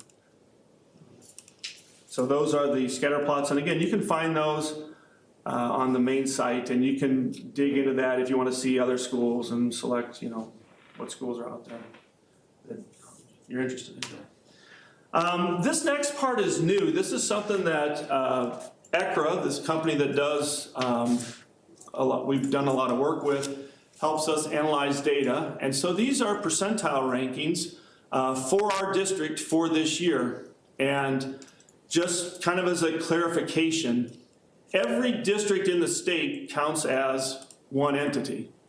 So if you're Deer Creek, student body of, I don't know, maybe a couple thousand, you're one school district. If you're Chicago Public Schools, you're one school district. Doesn't matter that you got 300,000 students in Chicago Public Schools, you only count as one school district. And so these percentile ranks are based on taking every district in the state, lining them up from the best ELA proficiency to the worst ELA proficiency, and then you get your percentile rank. So it doesn't matter that some of the districts are much larger than us and some of them are much smaller than us. Each district counts as one. And so you can see percentile-wise, because the question always comes up, or it's really not a question, but it's really hard to grasp. Like when you look at our percent of proficiency in ELA, this year was 60.9%, and in math it's 47.9%. And it's hard to understand how can that be successful if only for math 47.9% of our students met the target on IAR. We're at the 90th percentile in the state. So there's a bunch of other school districts they're trying to figure out how something lower than 47.9% is okay. And so you can see our percentile ranks. The first three columns are 2022. The state value is the middle value in the state. That represents the 50th percentile. So that can give you kind of an idea of the spread of the scores. So for example, the one that's perplexing to me is like ELA participation. Our participation rate this year was 98.7. The state value is 99.1, and that puts us in the 35th percentile. I mean, we're only off of that thing by like 400 or 4/10. So it's a pretty tight spread there, is I guess what I'm saying. Not all the percentile ranks do you want to be high. As you look at this, for example, the community college remediation, you want a low percent of students that need remediation when they go to community college. You don't want your high school students to need remediation in order to be successful at community college. So the fact that our percentile rank is incredibly low, you can see This year, the state average was 19.8% of the students that went to community college needed remediation. And for Morton, it's only 13.6, and that puts us down at the 30th percentile. So again, these are just some percentile ranks. I'm not sure if there's any of these in particular you want to talk about, or, yeah. Is there a way for you to find like schools, meaning unit district, 3,000 students? You know what? Does ACRA have that information where you could drill down and do comparisons? Let me email ACRA, because I had emailed them earlier today about, is this data going to be like super skewed if Chicago public schools are packed in there because they've got 300,000 students and we've got 3,000 students? They're just going to, skew it something fierce. And they explained, which when we get to that slide, I'll remind, for school data, Chicago public schools was taken out, otherwise it would. They're 20-some% of the schools in the state of Illinois. But for district data, because every district counts as a single entity, they are in the data. So let me find out. I would assume they're comparing, for us, unit districts against unit districts, but I don't know that for a fact. So I think these percentile ranks would be all unit districts. I don't think like a Robine, which is a K-8 district here in the area, would be a part of this, but I need to verify that. Your scatter plot's based on number of students. Well, It's got, right, because this cost per average per student, there's 12 dots to the right of it, and there's 100 to the left. it is, that the dollars per student is based on right. But I'm saying that's not an average, it's weighted per student, so say District 150 has 14,000 kids. They get counted in there 14,000 times, we get counted in 4,000 times. No. Has to be, right? Because otherwise the average would be in the middle of the pack. They take the number of dollars that District 150 has in their ed fund. Right. And they divide by their number of students, and that's how they get their dollars per student. But but in the scatter plot, it's weighted though, right? By the size of the district. Well, I think so. Because the vertical line is in the center of the plot. The vertical line would be way in the center of the pack. Correct? So the bigger districts have a bigger weight on it. well, the x-axis left to right is how much dollars per student you're Go spending. back at it. Yeah. Sorry if I'm not You're understanding. fine. I'm sure it's my problem. Well, for crying out loud, no one's made me go back on Dollars scanners. per student, doesn't matter how many students. I'm saying, obviously, if this line, these have to be weighted higher than this. Oh, I see. It's more For the dots. state average, yes, yeah. So, Yes. whatever, District 150 or whatever, gets counted a lot more, has a lot more weight than we do. Yeah, I see what you're saying. I'm sorry, the state average, you're right, is based on, the dots aren't. And then you go to the next graph, your next charts, it's just, it's like the Senate, one district has one vote. Correct. Other questions? Which makes this more relevant, really, probably because bigger districts probably include more inner city, which has less, you know what I mean? Yeah. So this actually proves that we're doing better. I did learn a lot about CPS today. They got their own website, it's pretty awesome. You're welcome. Yeah, thanks. Moving on, these are just some percentile rankings that are based on some other metrics that are found on the school report card. And again, one district counts as one, so CPS has an average teacher salary that gets plotted on the thing. So you can see, and you should have access to all these in your board folder, with the exception of the next slide. I snuck this one in after I gave it to Valerie, because I just couldn't help myself. Any questions or conversation on this one?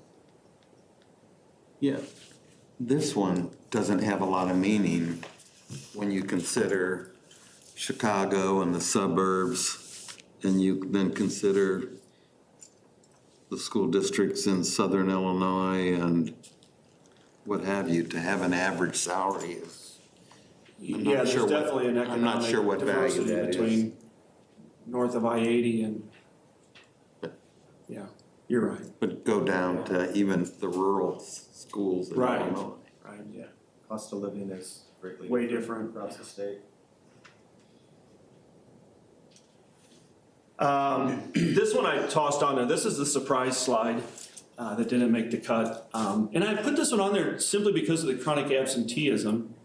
Because I was just curious, percentile wise, I'm just amazed that our chronic absenteeism is as high as it is. I just wouldn't have guessed that. You can see as an overall district, our chronic absenteeism this year is 15%. The state average is 21.6%. And this is another one that's good to have a low percentile. And so, you know, we're towards the bottom of this, which is a good thing. But I'm still surprised our chronic absenteeism is so high. And then you can see truancy, which is the, you know, they're gone without a valid cause, is much lower. I don't know if there's anything else on here that's of interest.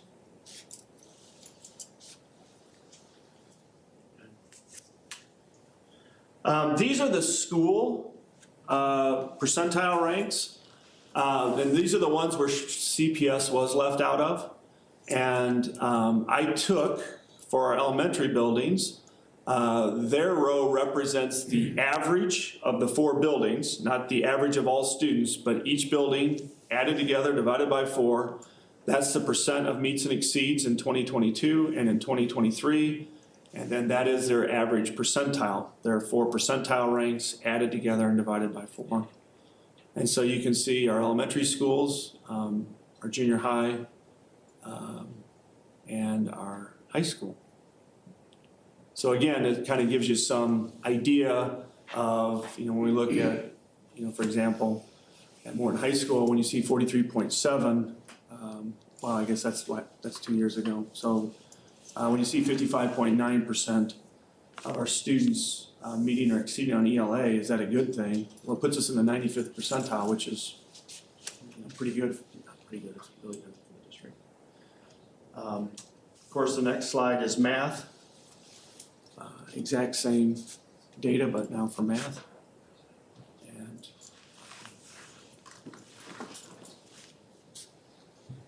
And then this is our overall rankings over time since 2016, 2017. You know, the 22, 23 percentile ranks were on that first one for our that first slide I was showing you for percentile ranks, but then this is historically how we've done since 2016, 2017.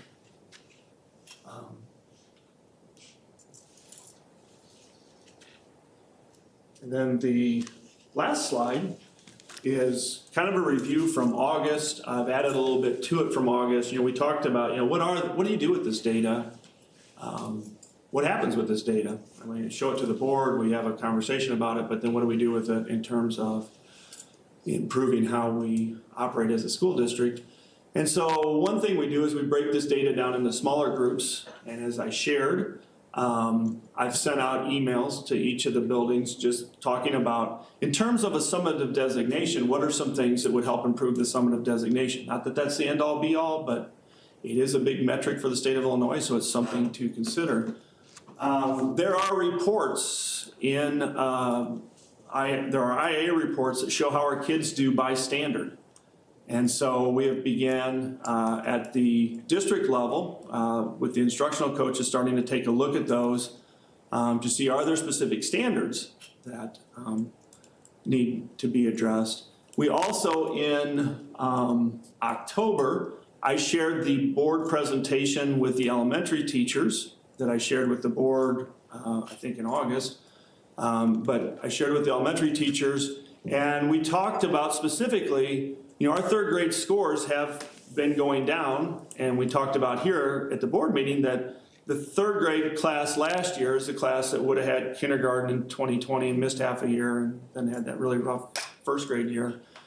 And so started the conversation with them about, okay, these students are now 4th graders. What do we need to be doing for these students to get them back where they need to be? And how do we make sure that this downhill trend doesn't continue, that it really was because of COVID and not just because of some other changes?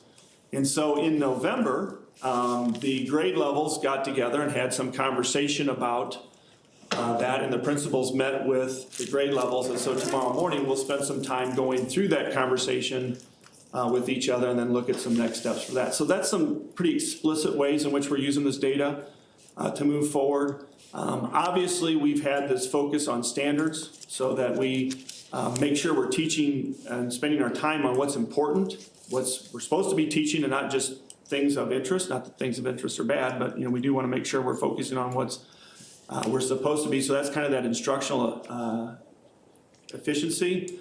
And then, of course, the 6th through 9th grade transitions. That is just, as you know, a big deal. You go from being a 6th grader, 2 years at the junior high, and then you're a high school student. That happens pretty darn quick. And so for some of our early releases, we've had our 6th grade teachers meeting with our junior high teachers, talking about not only how does curriculum align between 6th grade going into 7th grade, but then also what are some of the expectations? We've talked about, iPads, how iPads are used or how they're managed.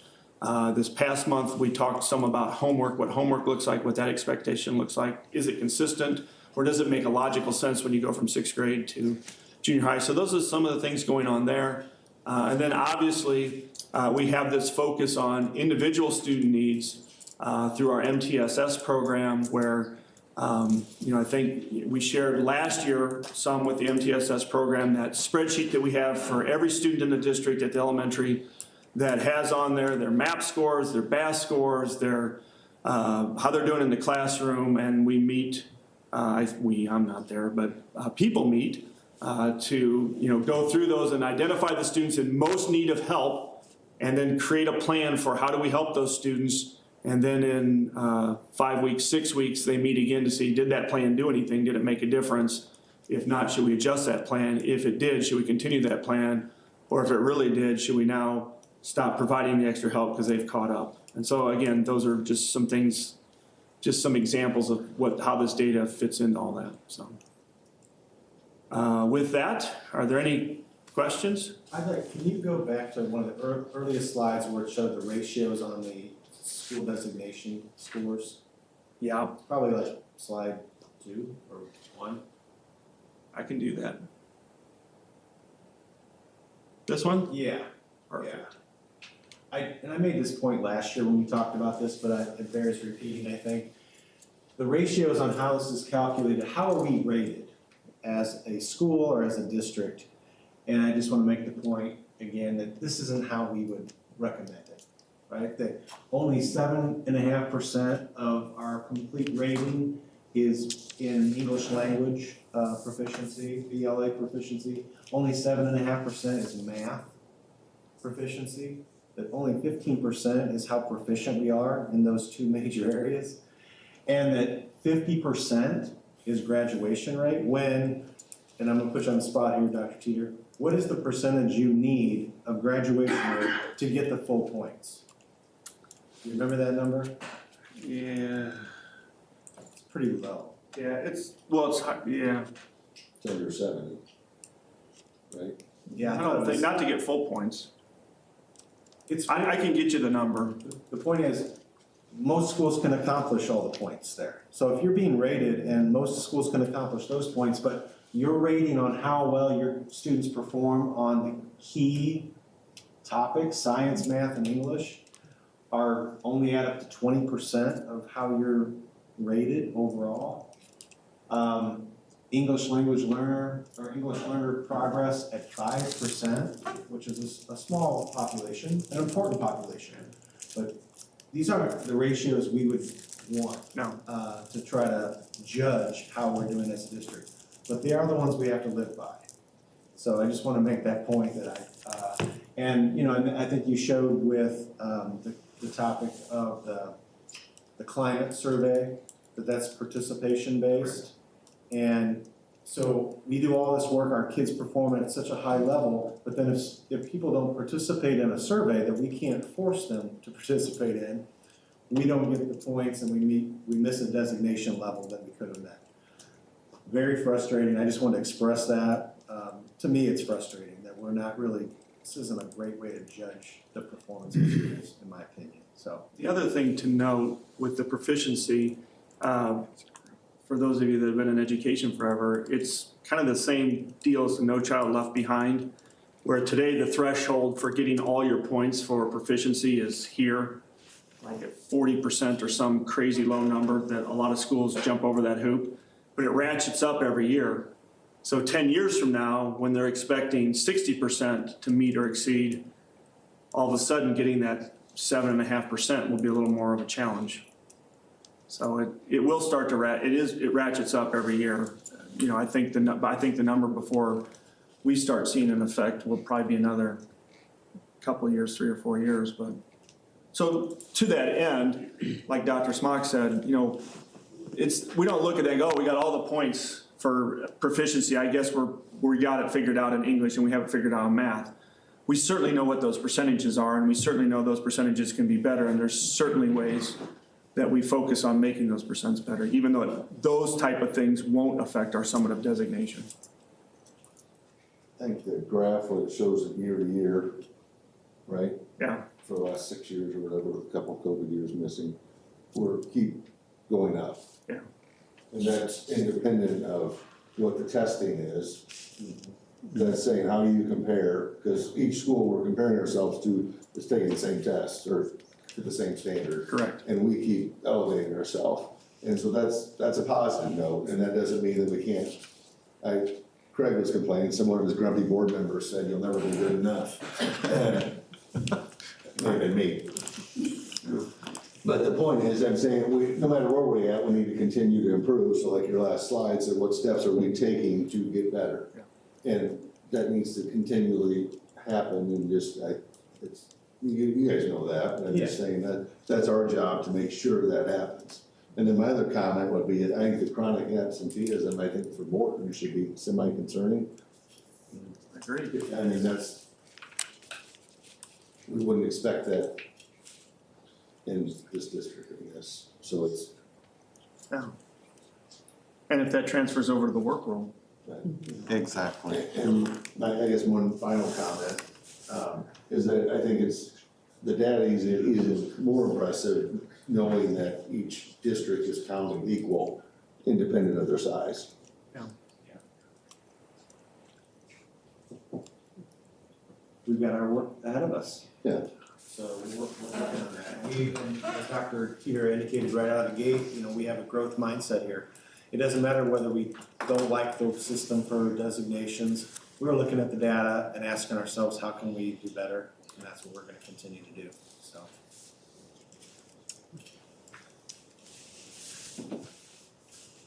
Thank you, Dr. Teeter.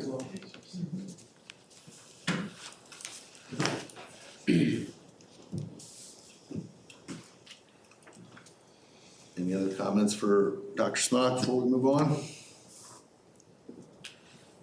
I think that was great information and appreciate that. And the growth mindset is what's so important when we think about our role. It's truly to make sure every student is growing, and I'm not sure we didn't get into some of the details, but when we think in terms of 25% of our students probably are in the low income. Is that correct? In the range? So it was reported earlier that we're such an affluent that we don't have to worry about some of those students. That kind of struck me kind of hard. Yeah. Yep. Good point. Okay. Any other questions? That will move on to the President's report. And with that, I'm going to start with a statement on behalf of the Board of Education. So, on behalf of the Board of Education, I would like to make a statement relative to the number of public comments that were made at the last few board meetings. First of all, with respect to bullying and harassment, our stance has never changed. We're intolerant of any disrespect or mistreatment of students, and all students are to be treated with respect and dignity. We will respond to every report of mistreatment of students. Board Policy 7180 has been reviewed and approved by the state of Illinois, and we have taken steps to communicate with our faculty and staff to ensure that our policies are followed and incidents are reported. We will continually provide professional development on this topic for our teachers and staff. According to our administration team, the term bullying does not always define the disrespect that we seek to correct in our students, and we are not experiencing an increase in these behaviors. It has always been a continual effort throughout the years to educate our students in how to treat one another respectfully and how to behave when we disagree with one another. We review all our policies on a regular basis. We are making an honest effort to review some of our pertinent policies in order to make improvements where needed. This review has included considerations for suggestions from those speaking in the audience presentations. When amending our policies, we must ensure that they abide by the First Amendment and are neutral with respect to all groups and topics. We will continue to review our policies and discuss them openly, and we will continue to ensure that they are properly followed. There have been a number of times during audience presentation segments of our meetings where false innuendos and mistruths have been spoken publicly. The board will not be responding or reacting to inflammatory and unfounded accusation statements, but a lack of response should not be construed as accepting them as true. Whenever corrective action is taken with an employee, that is done privately. The board and administration will never divulge conversations or actions with our employees that are disciplinary or remedial in nature. Just because the public does not hear about such steps does not mean they did not occur. The board acknowledges that mistakes have been made relative to our policies, and we have worked to correct and remedy those errors. And finally, no administrator or board member will be resigning, and no administrator or board member will be removed. So that is our public statement. Moving on to the balance of my report, just to compliment some of our successes. The volleyball they got their 4th in state, and they had 5 sets, I think, and they lost by a total of 1 point between all 5 sets. So that's pretty impressive that they lost 4 of them by 2 and won by 7. So the cross country, Joe Zeller will probably be hearing from him tomorrow because you didn't mention him. They did well at state, the boys and girls both. And congratulations again to the band for their success. Just to note, we put out a video on Veterans Day congratulating or thanking all the veterans. I thought that was extremely well done. And it was just neat to say thanks to those who have given us the freedom to live in this great country. So, and then thank you to the teachers and the admin that got the thank yous and the students who wrote the thank yous, but I'm assuming the teachers and the admin might have had something to do with that because probably when I was in school, I'd probably say there's what, a school board? So,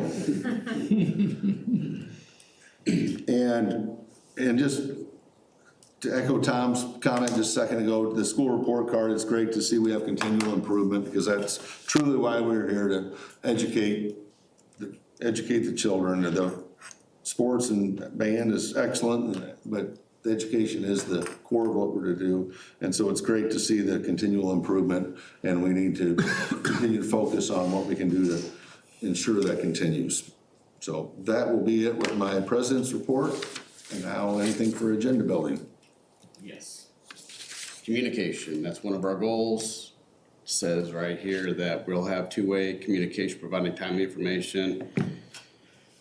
I get lots of communication from constituents. The biggest thing that I would like to let the administration know is two-way communication. They're very appreciative, specifically the surveys about the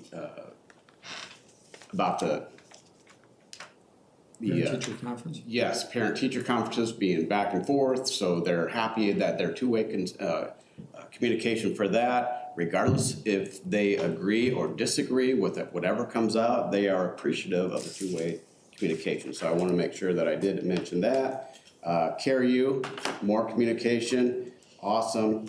The athletic communication surveys, more communication, awesome. The communication gets put out every Friday, the Potter Post, the videos for the video team.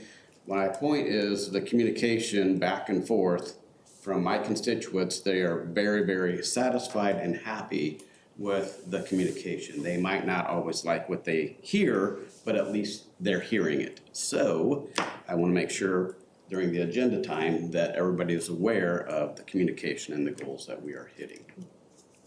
Thank you. Well said.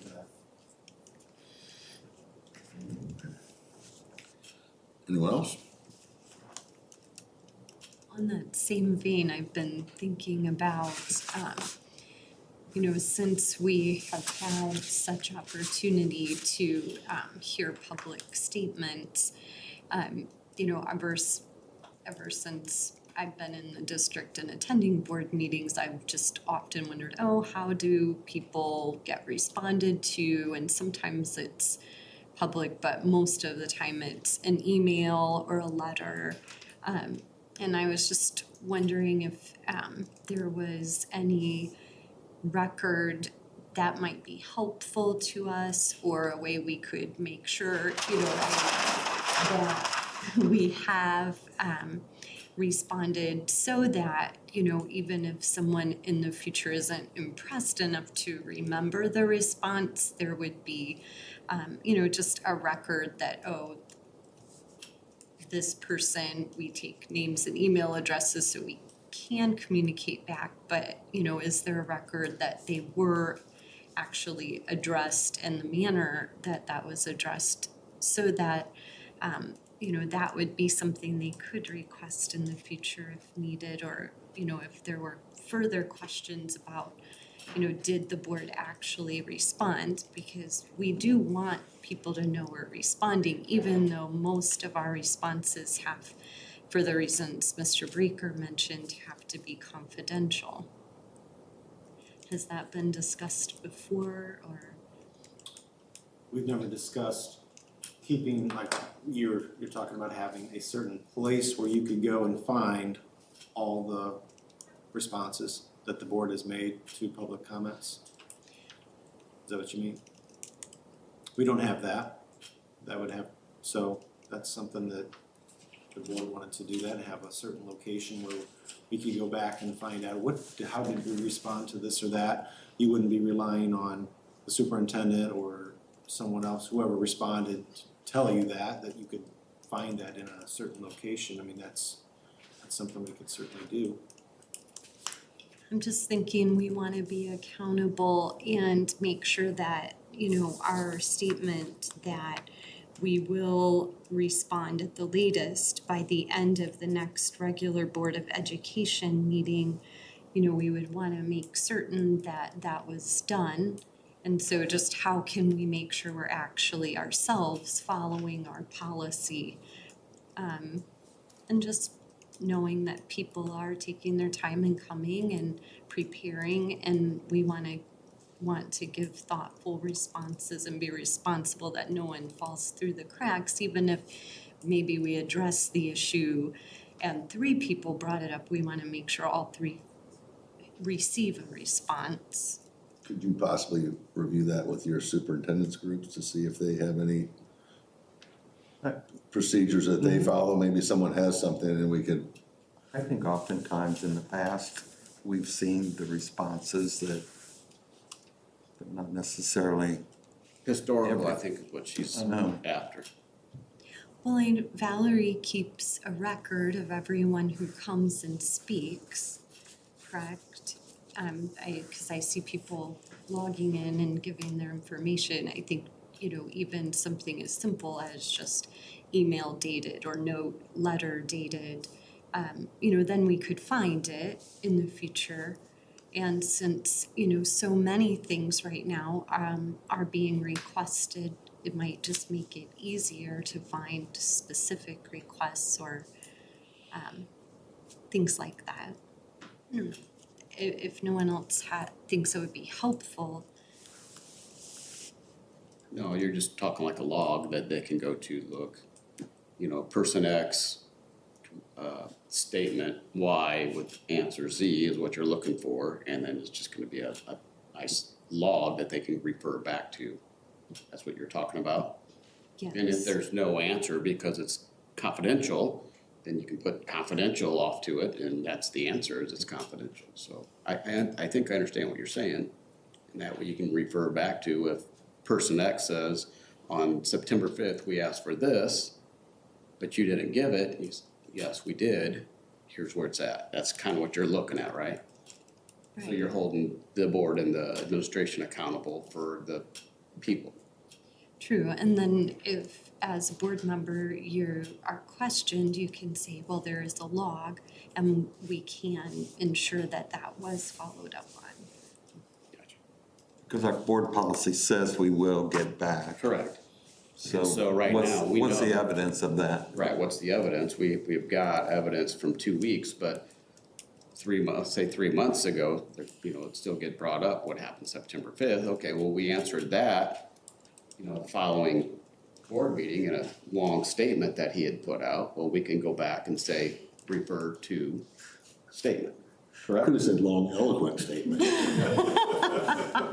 But, and some of the answers back to them, whoever it may be, is that we understand your question, but this is a personnel matter and.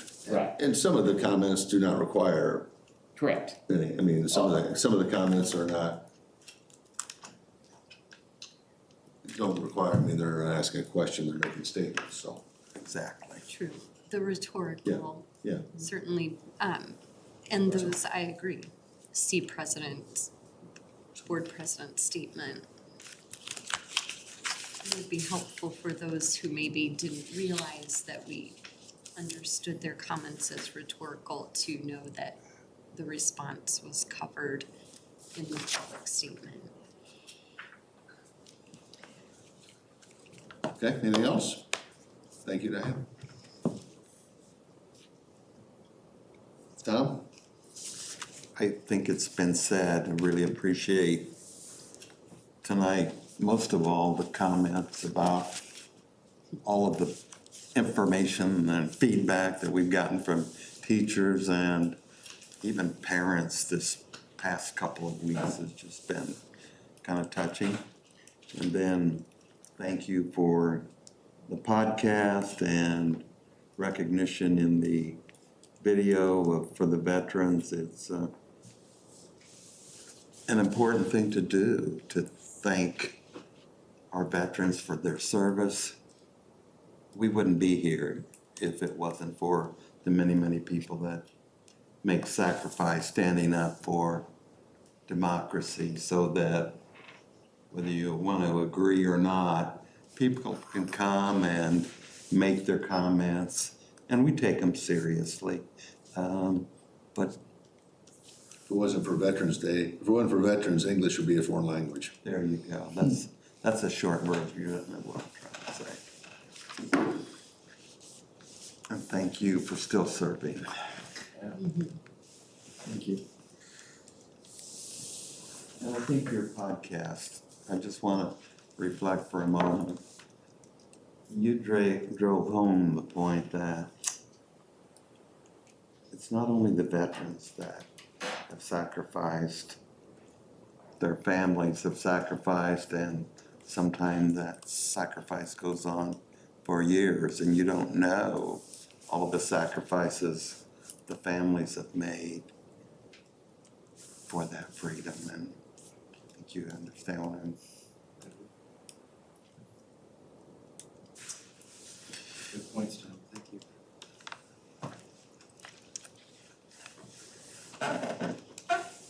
Moving on to discussion items, starting with the school board conference elections. Pretty proud of me, I figured out how to use the app so I can find it myself.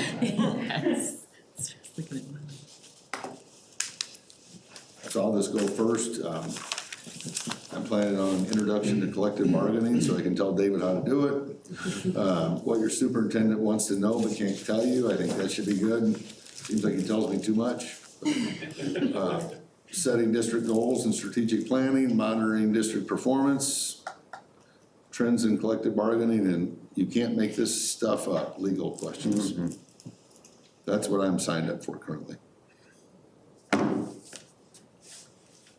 I didn't realize you were supposed to sign up. Well, I don't know if you signed up, I just put it in the app thing or whatever, so. Yes, so put it in the app, yes. Gotcha, all right. So, yeah, because everything on Friday is like sign up and pay for it. It is. You can do that. I mean, Thanks. no, I mean, the district will reimburse you for it. I mean, it's one of the collective bargaining ones that. So I'm looking at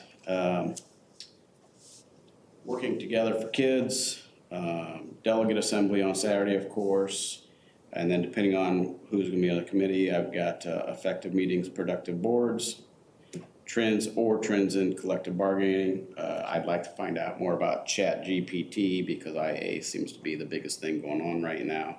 And then I've got productivity, Google productivity as another day. And there's another Google one that I thought, because I'd like to start combining calendars. Just combining the 7th grade basketball calendar into my personal calendar was a chore, so there's gotta be easier ways to do this. I have world board scenarios, art of school boarding, which I did last year, but I thought it was really good, so I kind of want to do a refresh of it. Let's see, economics and policy in Springfield that will affect pre-K through 12. And school board evaluation, working together better, generational strategies, and you can't make this stuff up, I think you said that one, and Open Meetings Act and FOIA. Okay, what I'm signed up for are new administrators, new board, how do we get started, FOIA and OMA updates, what your superintendent wants to tell you but can't. And then I have safety site assessments, and then I solemnly swear I'm up to good, your board oath in action. And then model of excellence in agricultural education as well. I'll be interested to hear that one. I am interested in going to the practical and doable climate changers, your board's voice navigating board policy, in transition, legal requirements for trans students, and then I saw labor negotiation through a team approach and was hoping it wouldn't be over my head since it isn't a basics. I'll look into the speaker a little more on that one. And then there is one that I'm hoping I will be able to make it to Saturday called Creating Trauma Responsive Communities. On Thursday, I'm going to try and sit in on the equity symposium. Collective bargaining sessions, Google, and I'm gonna be tied up for a lot of different events, but I'm gonna try and squeeze in and out as much as possible. Thursday afternoon, we will be having our board of directors meeting. I think we're gonna probably talk about resolutions a little bit later, is that correct? Yes, that's next. And yeah, I'll save the comment I wanted to make for that, but it's going to be interesting. Okay, I'm gonna be looking at the intro to collective bargaining. The Illinois Records Act, compliance and best practices. There's a policy and procedures presentation that I may try to get to that one as well. Then we've got safety site assessment, and so keeping up with the crisis management, and then trust and transparency and communication. So that's what I got on my schedule. I'm most intrigued by the what your superintendent wants to tell you, but is afraid to. I'm dying to know what those things are. But probably get rid of that. I always gravitate toward the law workshops and learning more about that. I saw the collective bargaining one. I'm kicking that one around, but we've kind of done our own style here in Morton. It's been very effective, but that doesn't mean we can't learn from what other people do. So looking at that one. There's one about unfunded mandates, and I don't know if you saw that one. I don't know if that's just a complaint session or if there's actually something that there's some potential action on that. There's some on finance that's caught my attention. There's a technology Google one, maybe you mentioned, Jerry, that I've looked at. So haven't quite narrowed it all down yet, but those are a few that I've been looking at. There's 2 Google ones. Okay. Yeah, one with the technology that I'd kind of like to hit as well, but there's other things I'd like to hit. So I don't have it narrowed down either, but yeah, there are 2 Google ones. Okay. If you get a chance in the Google one, stand up and say, I hate Google and I like Microsoft.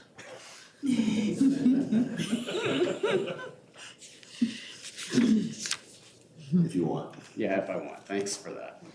I thought you were ordering me to do that.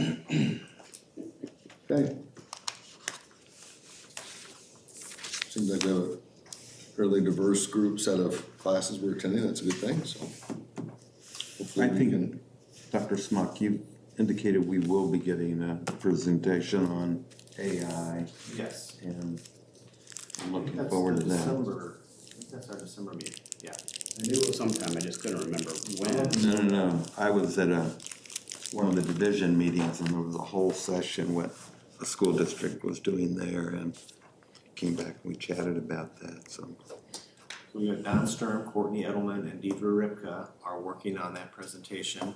I haven't seen it. I'm gonna be as surprised as you are when we see it. I'm looking forward to seeing what they have to say. I think it won't be all negative. I think they'll talk about some of the positives and the way it can be used in a positive way, and then the concerns that we have. So looking forward to see what they report on there. I know It's they're here tracking on it. it's here to stay, so. Yeah, I know they're tracking on it, especially Mr. Sturm, so. So just a reminder, it's been our practice when we've come back from the conference to report out a little bit of what we learned, a couple of sessions, and, share with the rest of the group. So just kind of keep that in mind, take a few notes, and be ready for that discussion when we return.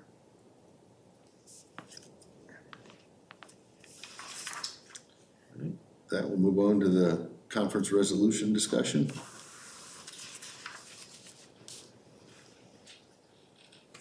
So there's 5 of them, and you probably saw in the information, I think it started on page 10, that's all I really looked at, to be honest with you. I read through them, and so really, Mr. Rudd wants some direction, right? Because you're gonna go to the delegate assembly, and you'd like to know where our board stands on these 5 different issues that are gonna be brought forward. And in the writings, it describes the purpose or what the reasoning was that these different things were brought forward, and then at the end of it, it tells you kind of where the IASB stands in terms of a recommendation, but of course, we could have a different opinion than where they stand. So I don't need to do all the talking on this, but should we just start at the beginning and work through it? So before we go too far, Okay. there's 5, and you talked about where the IASB stands. So the first one is industrial construction. IASB stands, do not adopt.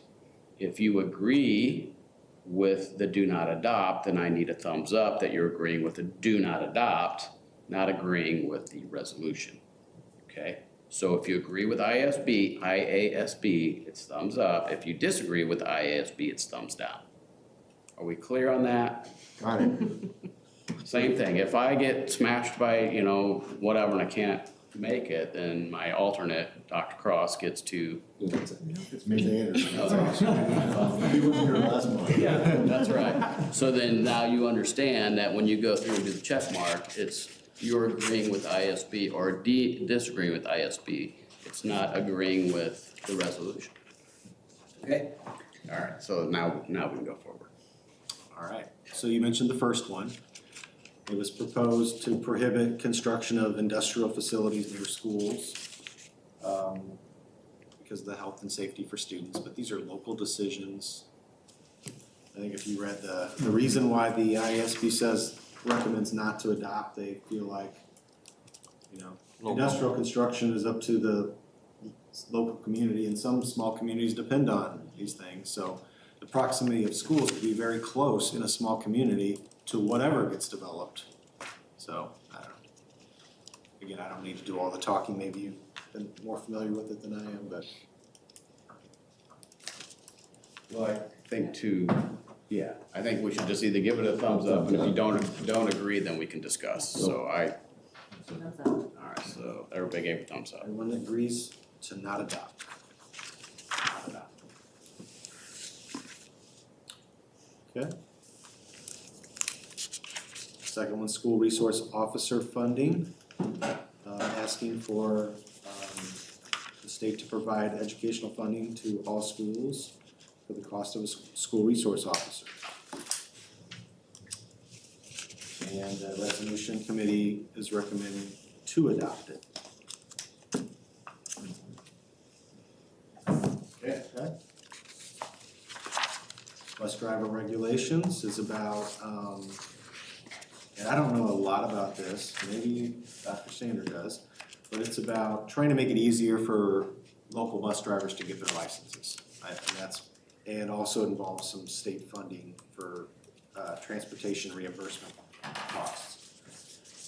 So the general idea is that there's a shortage of bus drivers. How can we make it easier to get them instead of requiring, regionally recognized trainers, nationally recognized, and just to facilitate that process. So again, I don't know a lot about that. I would just offer up, it was what they're asking for now, then legislation passed and it drove it to special training sessions. People have to go a long distance to become certified. And there were many districts that did their own training. And we're trying to make that simpler. Thumbs up all around. All right, the fourth one is so Faith's Law. We've talked about that before, but in case you forgot, that's our required process to do background checks, not just criminal background checks, but to reach out to former employers of anyone we're trying to hire and to ask a series of questions about sexual harassment history or other concerns. There's probably way more to it than that, but I think that's a succinct definition. And this resolution sought to not require any of that anymore, just use the Illinois Department of Child and Family Services reports, child abuse, neglect tracking system to fulfill that requirement. So in other words, we wouldn't ask former employers, we would just see if these people are in these databases. I think that's my understanding of it. Maybe it's overly simplistic, and you might say, well, that sounds good. There's tons of effort that's put into our current system right now to do that. What Dr. Sander has to do, what Brenda has to do. We've also used another company to help us. It costs us money actually to process this and the time. But I think what ISB, the resolution committee, is saying, this isn't the best way to do this. Even though they probably, behind the scenes, are saying, there are better ways to do it, it's just not this one. That's kind of the way my interpretation of reading this passage is. I think there is a better way to do it. I'll just say it's not involved in this, but to have a database set up where schools are required to report incidences that may not rise to the level of proof of an actual case, but there's allegations there or something, and even though I know there's legal implications to harming someone's chance to find a job without proof, that's a whole other aspect to Faith's Law that concerns me, and you'll see lawsuits over time on that. But it seems to me like it'd be best if there was a database that anytime we came across the situation, we reported it, and you didn't require, you didn't rely on contacting a former employer who's there, who's working there now. This could be a 10-year-old situation. There's no one there that knows it because nothing ever got reported. So again, I'm kind of going off on my own soapbox here, but I think there is a better process for this, probably just not what they're indicating here. So that's just my take on it. I don't know if anybody else has a comment about it. Good with it? And the last one is alternative safe school funding. Basically, it advocates for additional funding to be provided for regional alternative safe schools. And you might think, well, that sounds good. We need them, and we do. And it acknowledges that in this writing that there are incidences of SEL, social emotional learning concerns and behaviors. But I think the gist of their recommendation, which is in the last paragraph, is that they don't think this should be a separate funding mechanism, and they just want to use the evidence-based funding process to fund alternative schools. I wish I could tell you more about the intricacies of that. I don't know that, but that's their reasoning.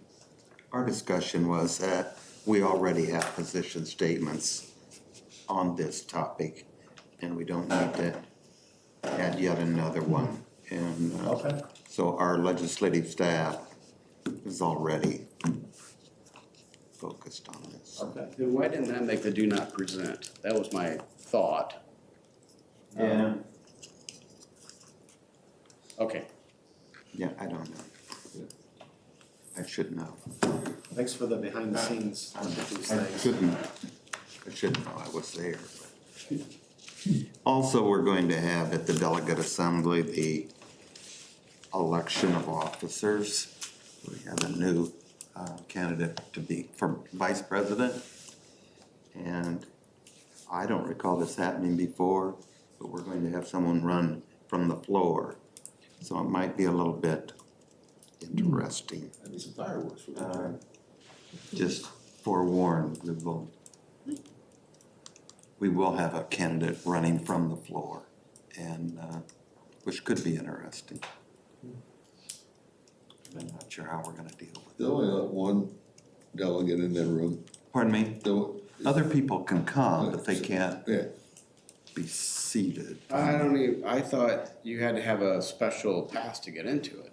If there's room, they've let people come in, but you need to have a pass to be able to sit at the tables. my point is, if Andy wants to go with you, whatever, just experience whatever. Not, You gotta have the pass to get in. So if you wanna come, I think we can get you there, but, and maybe I've just been able to bring people in, but, I forgot who I was dealing with. okay, any further discussion on that?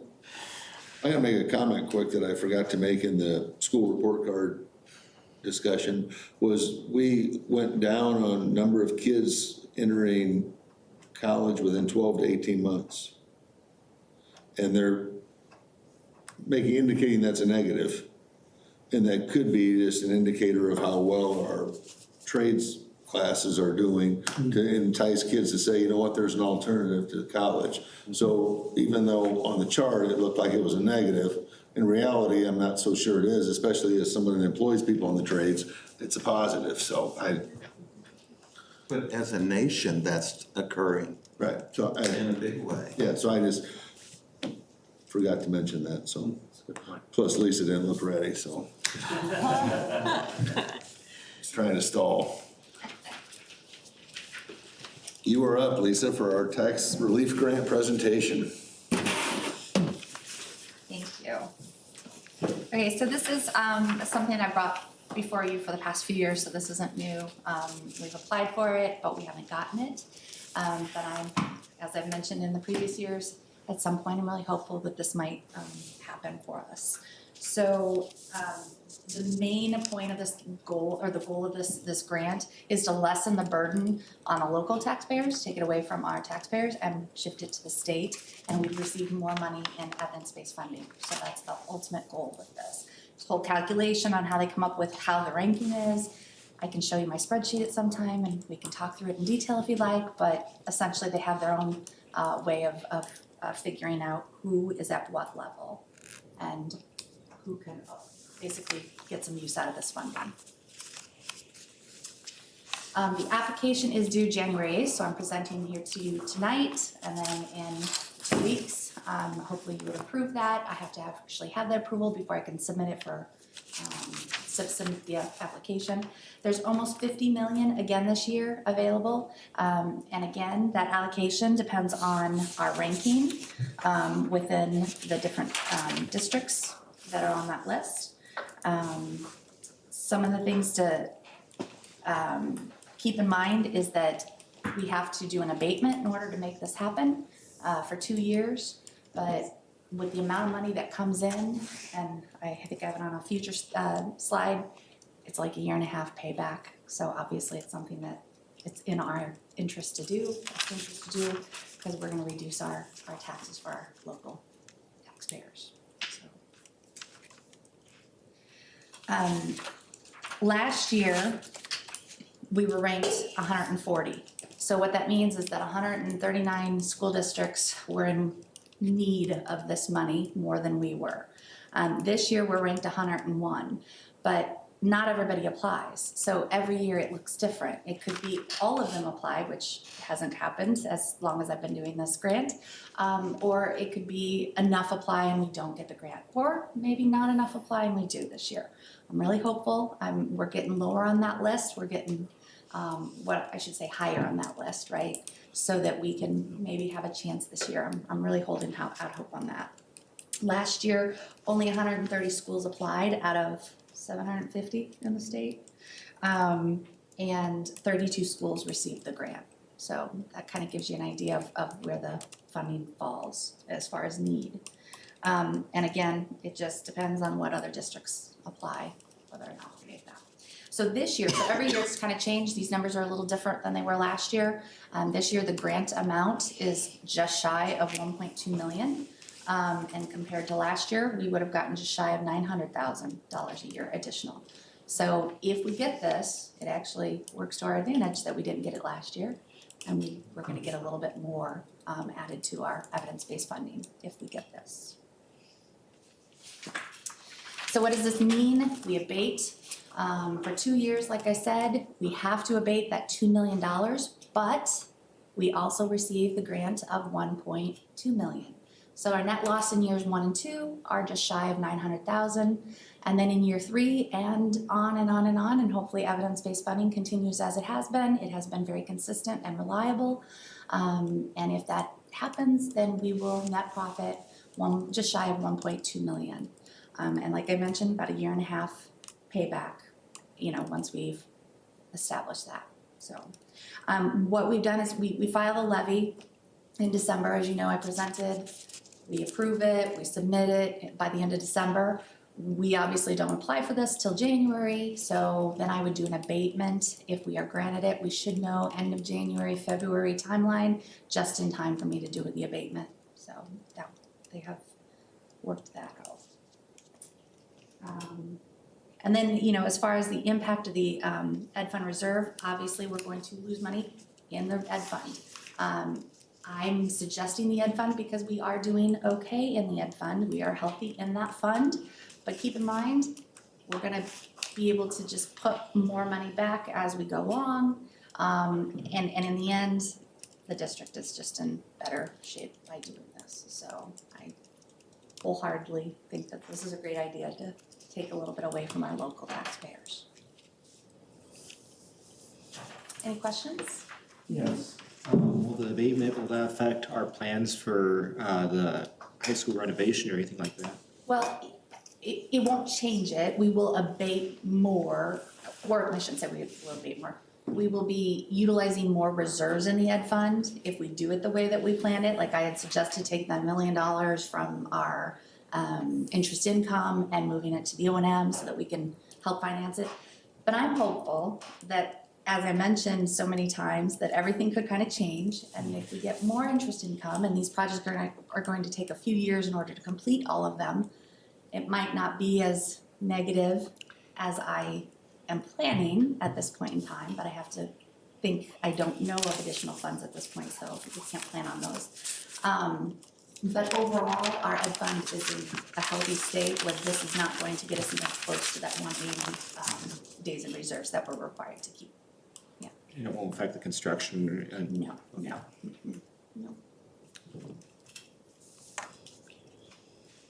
Are we looking for just a thumbs up, or do we? I'm sorry? What do you need from us, a thumbs up or just? Well, actually, yes, you just need to approve this in 2 weeks, I think is our approval for this, Valerie. Be an action item next.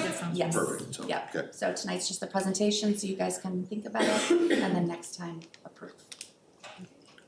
So our hope is each year, school districts achieve this, get this, and they get off the list. Yes, yes. Right? And that should help our chances. Yes, because keep in mind, each school district has to do an abatement, and not everyone can afford that, right? And you definitely can't afford that time after time. And once they received additional funds from the state, they're gonna fall down lower on that list than we are because we're not receiving that. So it's definitely a moving target. And I'm hopeful for this year, but can't promise, obviously. This is our third time trying? Yes. Mm-hmm. Okay. In the Vision 2030 meeting that I attended, we were talking about more funding through the evidence-based funding, making sure that's sustainable. But looking at the facilities around the state and the needs there, we need more funding for facilities, clear and simple. Mm-hmm. And we'll be meeting again in January and then in April. And then we'll be getting everybody on board to do a whole lot more lobbying. The last time we had resolutions, and there's a big effort to get more funding so that we don't have to rely on property taxes for all of our funding needs. And we've been down that road many times, but we're trying again.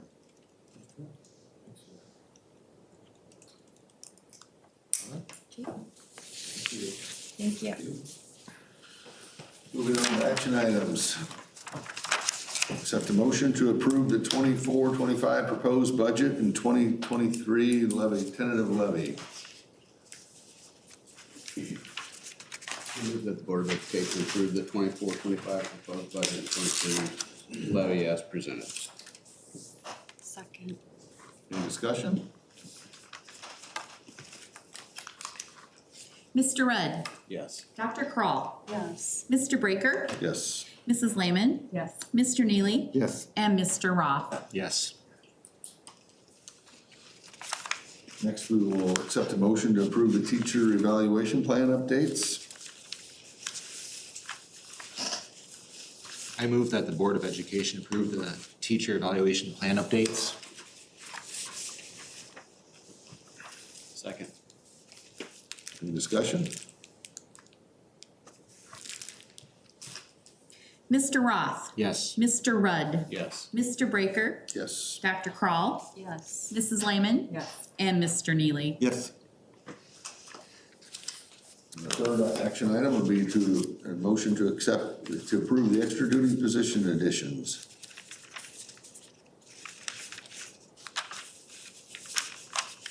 I move that the Board of Education approve the extra duty position additions as presented. A second. Any discussion?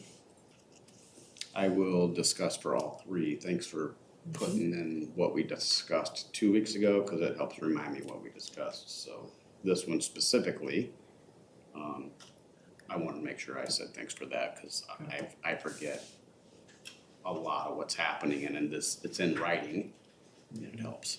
So that's my discussion. Perfect. Any further discussion? Dr. Kroll. Yes. Mrs. Lehman. Yes. Mr. Roth. Yes. Mr. Rudd. Yes. Mr. Breaker. Yes. And Mr. Neely. Yes. Accept a motion to approve the consent agenda as presented. I move the Board of Education approve the consent agenda as presented. I support that. I'll just make one quick comment. In the consent agenda, there is a item to approve a $30,000 anonymous donation to Jefferson Schools. So I don't know who to thank, but whoever you are, thank you for your contribution to our schools. So that's pretty impressive and awesome, so. It is awesome. Thank you. Mr. Neely. Yes. Mr. Roth. Yes. Mr. Rudd. Yes. Mr. Breaker. Yes. Dr. Kroll. Yes. And Mrs. Lehman. Yes.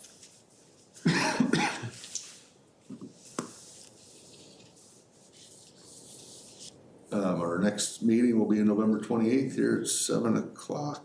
And then we have a Grundy teacher meeting at 5:30. So with that, I'll accept a motion to enter into close to discuss negotiations and personnel. So moved. Second.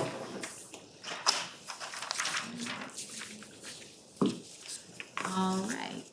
Mr. Rudd. Yes. Dr. Kroll. Yes. Mrs. Lehman. Yes. Mr. Neely. Yes. Mr. Roth. Yes. And Mr. Breaker. Yes. That will take 5 minutes to tear down. So thank you, everyone. Congratulations for you. Yes, sir, I think